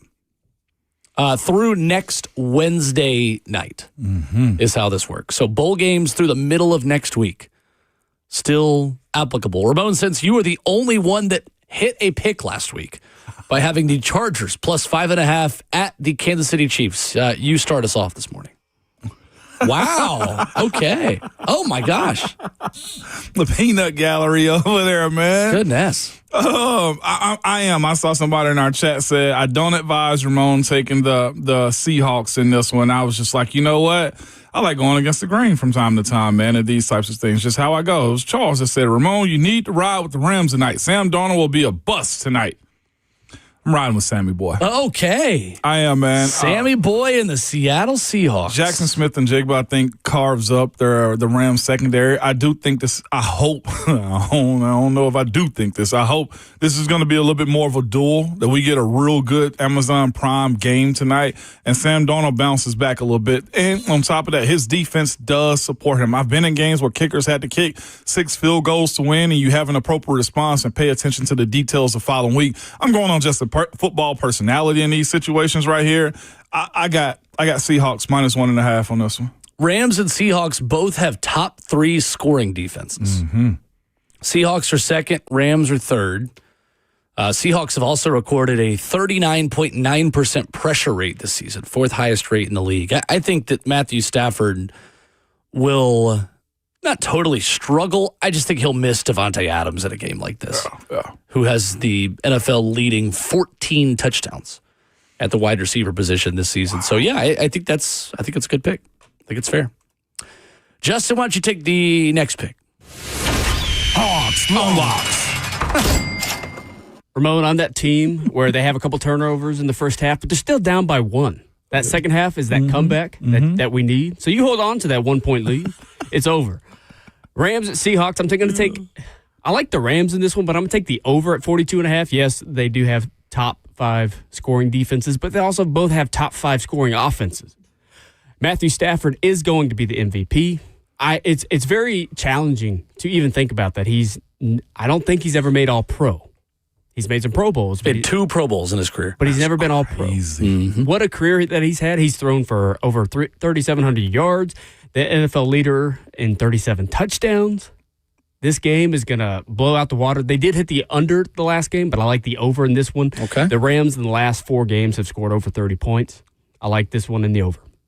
So to your point about Stafford and the season he's had, saw this from Next Gen Stats last night. Matthew Stafford is on pace to become the 17th player since 1970 to outright lead the NFL in pass touchdowns and passer rating in a single season. 10 of the 16 players to do that won the MVP. Most recently, Aaron Rodgers in 2020, who led the league in passer rating and passing touchdowns. He's that recent in the MVP? Aaron Rodgers? Yep. Dang. Yep. Sure was. I'm going to go to the Bad Boy Mowers Gasparilla Bowl. Can anyone tell me where the Bad Boy Mowers Gasparilla Bowl is played? Tampa Bay. Thank you. Yeah. It's also the Union Mortgage Bowl now. What? No, it's not. The Bad Boy Mowers Bowl is Penn State Clemson. No, it's not. No, it's not. It's not? I know I'm wrong, but in my world, in the college football world that I live in, worldwide world of it's the Tostitos Fiesta Bowl. It's the Vizio Rose Bowl. It's the All-State Sugar Bowl. Chick-fil-A Peach Bowl. It's the Chick-fil-A Peach Bowl. You're 100% right. And it's the Bad Boy Mowers Gasparilla Bowl. Don't let facts get in the way of my feelings. I'm kidding, of course. That's real. I have Memphis plus 4.5 against NC State in the Gasparilla Bowl. NC State has not won a bowl game since 2017. Who hasn't? NC State has not won a bowl game since 2017. Memphis has won 5 bowl games in a row. This is Brendan Lewis's last college football game, the former Colorado quarterback transferring to the Memphis Tigers. I think he will care about this game. I think Memphis, albeit with an interim head coach, cares more about this game than NC State does. I know CJ Bailey, the quarterback at NC State, sophomore that continues to play, and they've got their starting quarterback in this one too. Bill Connolly has got his S&P Plus projections saying the wrong team is favored in this game. He has got a very different spread. So Memphis is a 4.5-point underdog, according to DraftKings Sportsbook, our sportsbook of record for these picks. The S&P Plus believes that Memphis should be favored by 6.8 points with a projected score of 34-27. So Vegas clearly believing that Ryan Silverfield leaving for Arkansas makes a big difference in this. I like Memphis a lot. I think Memphis wins the football game and covers 4.5 as an underdog. Gotcha. Ramon, your second pick, please. My second pick. I'm probably so wrong after looking at it. I'm going to go ahead and do it anyway. I wrote it down. Okay. I typed it out. Cowboys versus Chargers. Give me the plus 2.5 Chargers on this one. Okay. I like defense versus defense here. I think Dak in these games against the Chargers, by the way, this is a little bit of a hate game itself too. They have a unnatural, I feel like, connection for whatever reason for two different division teams. I like the defense that the Chargers present to be problematic for Dak. I think they got a good enough secondary to be able to handle CD or George. I don't think you'll get both of them, but I don't see Dak escaping the pocket, being able to run down the field the way you want to. I see it, of course, as a tight game, of course, plus 2.5. I just like the Chargers. I don't know why, but of course, getting a running back, they got a run game that helps sustain what they are. The Cowboys are, explosive. I feel like sporadic at points. I think they're due for this one. I like the Chargers. Plus 2.5. I like it. I think it would be the most Cowboys thing ever to show signs of competence after essentially being eliminated from playoff contention. That's true, too. They have a 1% chance of making it. That's not real analysis. That's just kind of the way I view the Cowboys. But yeah. I do like the pick. I'm a bit surprised that the Chargers are underdogs in that game. I am, too. Yeah. The way they gutted it out last weekend, also, I think that's a momentum pick for it. This is a momentum pick for me with the Chargers. I think that's fair. Spreads like that confuse me also scare me, because typically it means that Vegas knows more than me on things, which they always do, to be fair. That's why I'm 23 and 25 in the Thursday 3 this year. Justin, your second pick, please. Let's go to college football playoff. We're going to go Miami versus Texas A&M at Texas A&M. I'm going to take Miami plus 3.5. Oh, okay. So the college football playoff committee did one thing right in putting Miami in there. They messed up all season by putting Notre Dame in there. I think they made the right decision by finally putting Miami in there. I think they have something to prove now that they've made it. Also, I think Texas laid the blueprint on how to beat Texas A&M, and the way that Miami's played down the stretch, I think that they're going to be able to do it. Okay. I like it.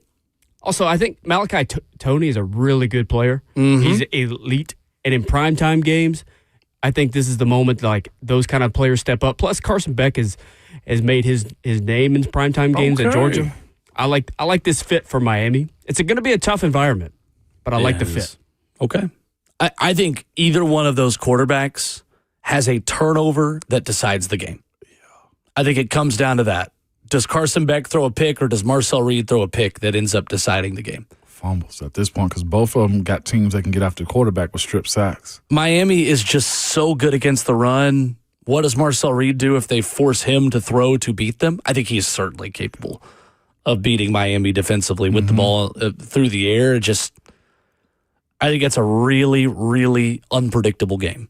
I think Alabama-Oklahoma is also an unpredictable game. But I commend you for making a pick on it. I'm too scared to. I'm frightened. Yeah. I am not scared of Ole Miss against Tulane. Tulane is 113th against the pass in college football this year. Speaking of teams with things to prove, I think those players and coaches that stuck around at Oxford certainly have something to prove. It's a 17.5-point spread of a game that we watched earlier this year be won by 35. The difference is, and Josh Pate mentioned this on his show yesterday, so I'll give him credit for this, or on Sunday night, I'll give him credit for this. You're getting Ole Miss's best shot in this game. That's, I think, the unique thing about Ole Miss, Tulane, and Oregon JMU. Oftentimes when you get P4 versus G5, you're maybe in a look-ahead game. You're maybe looking ahead to the conference opponent or P4 opponent you have coming up next. You are getting the full weight of Ole Miss football sitting on you in this game. Yeah, and I think Ole Miss is going to win this game by 4 or 5 touchdowns. I love Ole Miss against the spread, minus 17.5 against Tulane. I think they light them up because I think Tulane's pass defense is really not good. If there was ever going to be a great game environment for Ole Miss, this is it. 100%. To prove Lane 100%. wrong, number one, where's the crowd? That comment he had, and just to your point, the support. Agreed. Yeah, they going to run down on Agreed. I also like Pete Golding. Yeah, what do you like about him? I think he's a really good fit for this team. Okay. He's a really good next heir for the team in terms of culture fit, to keeping somewhat of the same system, but also he seems like he has a lot of energy that this team needs to keep these players motivated. So I would also agree with you in this pick. Okay. I like it. Final pick, Ramon. Patriots, Ravens. Ravens embarrassed the heck out of Cincinnati this past weekend. They're going to force Joe Burrow into retirement, but they were hitting on all cylinders, man. Defensively, offensively, Lamar was good down the line. He threw a dot down the sideline in that game, man. It shows you his arm talent and what he's capable of, too. They're riding high right now, and I got to give them that after the embarrassing loss that they had at home to Pittsburgh the week before. So they had their bounce back game.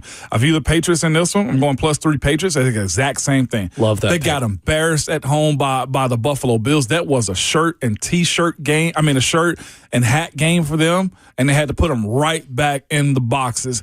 I can't see in prime time the Patriots losing 2 at home to a team that I think they're better than, to a team that I feel like can throw up and down the field on them, that he's got protection. They got a run game. They got a mentality of not being bad at home.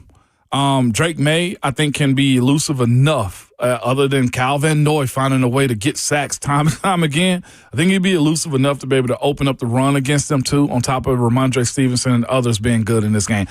-3 for the Ravens was kind of disrespectful, but maybe to your point, Vegas knows more than I do. But I'm taking the +3. Give me Patriots. Totally with you. I think the wrong team's favored. Oh. And think about that. That's essentially saying that Vegas power rates Baltimore and New England as the same caliber team right now. Yeah. Because you get 3 points for being the home team. Mm-hmm. And New England is a 3-point underdog. That's crazy. Is Vegas respecting New England enough? Are they respecting them enough? I think they got questions about Drake May. I think they have questions on, in these tight, gotta-have-it moments. Like, this to me is more than the X's and O's type of game on how this one is judged. Sure. I don't know, like, how good the edge is going to be to keep Lamar in. Like, Harold Landry and those guys, can they run down Lamar? Mm-hmm. That's probably why does Lamar turn into this late-season hero that you think he is? Yeah, interesting. Okay. And Baltimore's historically good at stopping the run. Like, that's where I'm fascinated at. And the issue for me with what Baltimore's done this year, they wait till the second half to start using Derrick Henry. And that is by far one of the dumbest things I feel like Coach Harbaugh has done with the usage of Derrick. Like, I get you want your team to beat him down because Derrick's not a war of attrition guy usually. Well, since he's been with the Ravens, they just let everybody else beat him up, and then Derrick comes in the second half and get 120 yards and 2 touchdowns. Sure. Justin? All right, so I'm going to take – I've been bad at these NFL picks, but I'm going to take the Eagles. -6.5. Yeah, right. Minus 6.5 versus. Yeah, right. Minus the Commanders. It's in Washington. Are the Eagles back? Yes, they played the Raiders. It was 31-0. But Ramon has this saying of everybody eats. Yeah. That's what happened this past Sunday. Mm-hmm. Jalen Hurts did not turn the football over. 175 yards for 3 touchdowns. You throw it to your best players, Dallas Goedert, Devontae Smith. Yeah. A.J. Brown. Let Saquon run the ball. That's how you win football games. Towards the end of the season, that's exactly what Philly needs, and I like that to continue this Sunday. Okay. All right. Just plain and simple. Everybody eats. Okay. The Eagles -6.5 at the Commies. A system play for me. I don't really like this pick, but it's a system play. Okay. Mike Tomlin underdog play. The Steelers are 7-point underdogs at the Detroit Lions. Pittsburgh +7 at Detroit. I'm not going to think any more about it. When I see a plus and a big number next to Pittsburgh, that is when Mike Tomlin does his best work. And the second you start doubting that, man, they strap on those black Air Force Ones and they get to work. Okay? You're laughing because you know I'm right. I told you in the break, I was like, my third pick is a system play that I don't really love, and you're going to laugh at me. Yeah. But you're also going to probably agree with me. I do. It's honestly the pick I feel best about, even though my brain tells me I should feel the worst about it. So anytime you see the Pittsburgh Steelers as an underdog, just ride with them. I almost grabbed that one, too. Them. I did because of that. I think Detroit wins. I think Detroit wins, but 7 points is a lot of points to give a Mike Tomlin team. I was like, 7? That's what we're choosing to do right now? All right, bet. The Steelers as an underdog? We do not care. That's what he says. Legitimately, the conversation in the locker room was what? I bet. Bet. I'm good to know. Yeah. Steelers +7 at the Lions. My final pick. I like it. Closing the show with headlines, some portal intel from Pete Nakos about Tennessee's search for a quarterback. We'll give you next.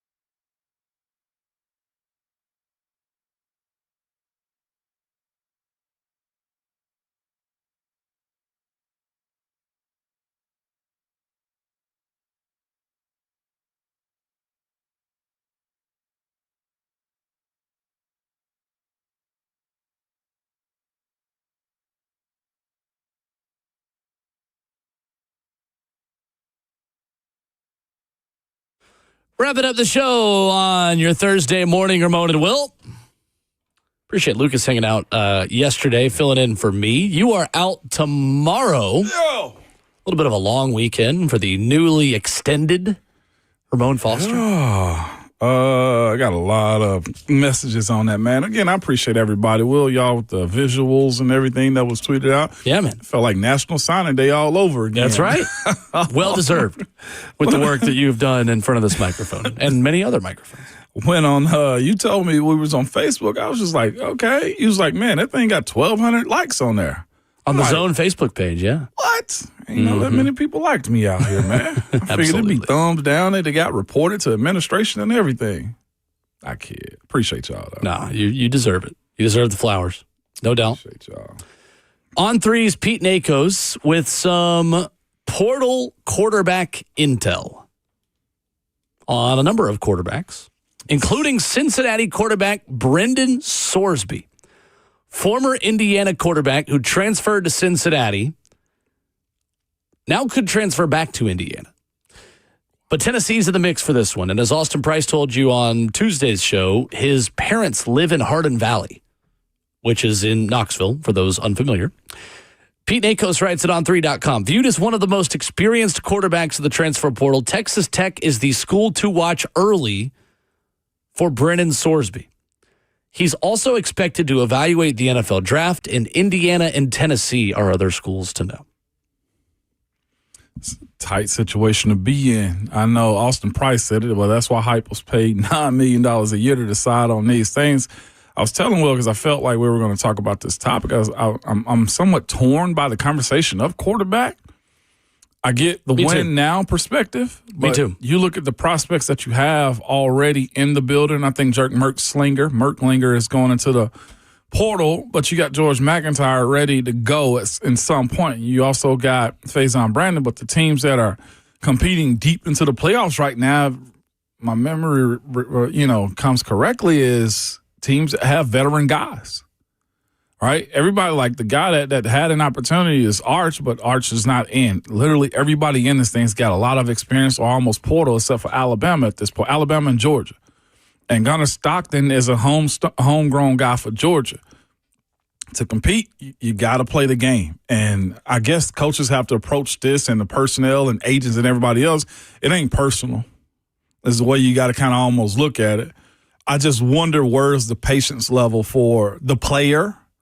I'd go George. I'd go anybody else in this conversation at any other school. Meaning George McIntyre. George McIntyre. Tennessee's potential starting quarterback next year. Or Alabama's guy or whoever's, recruited player. Do you say, I'll stay around because I love this school, or do you go to Memphis? Do you go to Cincinnati? Where do you go to play? You know what I'm saying? Do you go to Penn State? Like, there's a lot of questions behind why are you recruiting these guys if you're not going to play them? But I have to also go find a guy that's going to save my job and get me in the CFP. Right.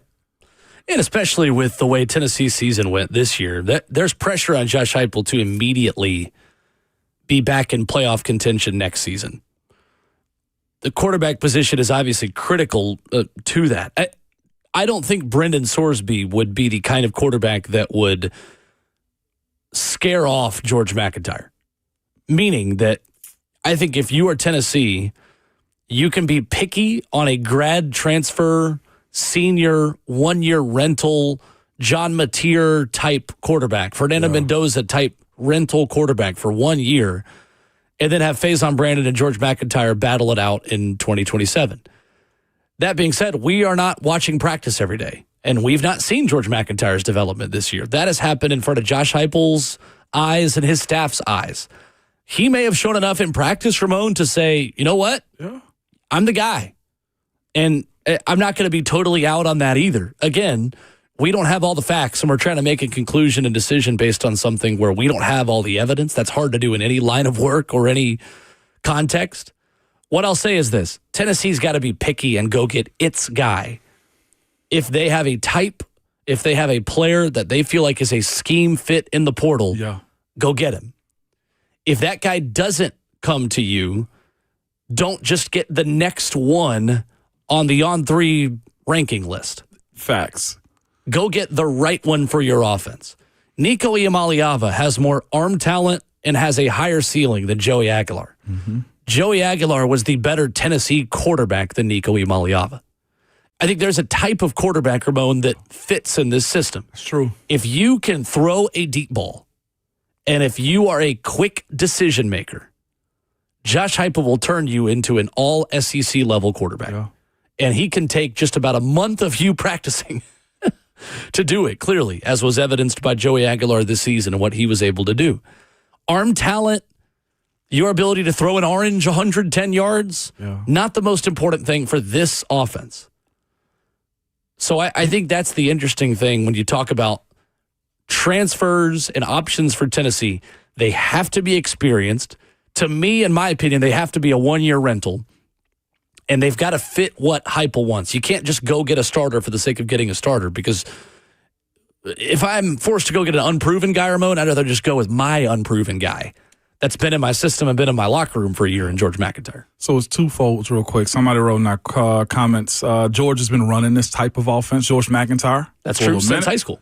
Yep, and so it's that part of it too for him. And I'm not here to cap for him or stand on a box for him or Faison, but I do ask the question as far as coaches and management. But it don't matter in the end because wins matter and representation of playing a position perfectly matter too. But what you want is what Lane Kiffin somehow facilitated. I'm not sure how sought after Trinidad Chambliss was, but let's say if you do go with a young quarterback, that's the perfect scenario that you want. Somebody that's, I don't want to call them non-threatening to take your position, but they're good enough to carry you if you need them to, if one of the young guys don't work. Sure. Who that guy is and why that guy wouldn't want to go to another university and be a starter comes down to dollars and cents. Are you paying a backup $1.5 million, $2 million for break glass in case of emergency? Right. Yeah, it was that 2022 season, George McIntyre at Brentwood Academy ran the Heupel offense that season.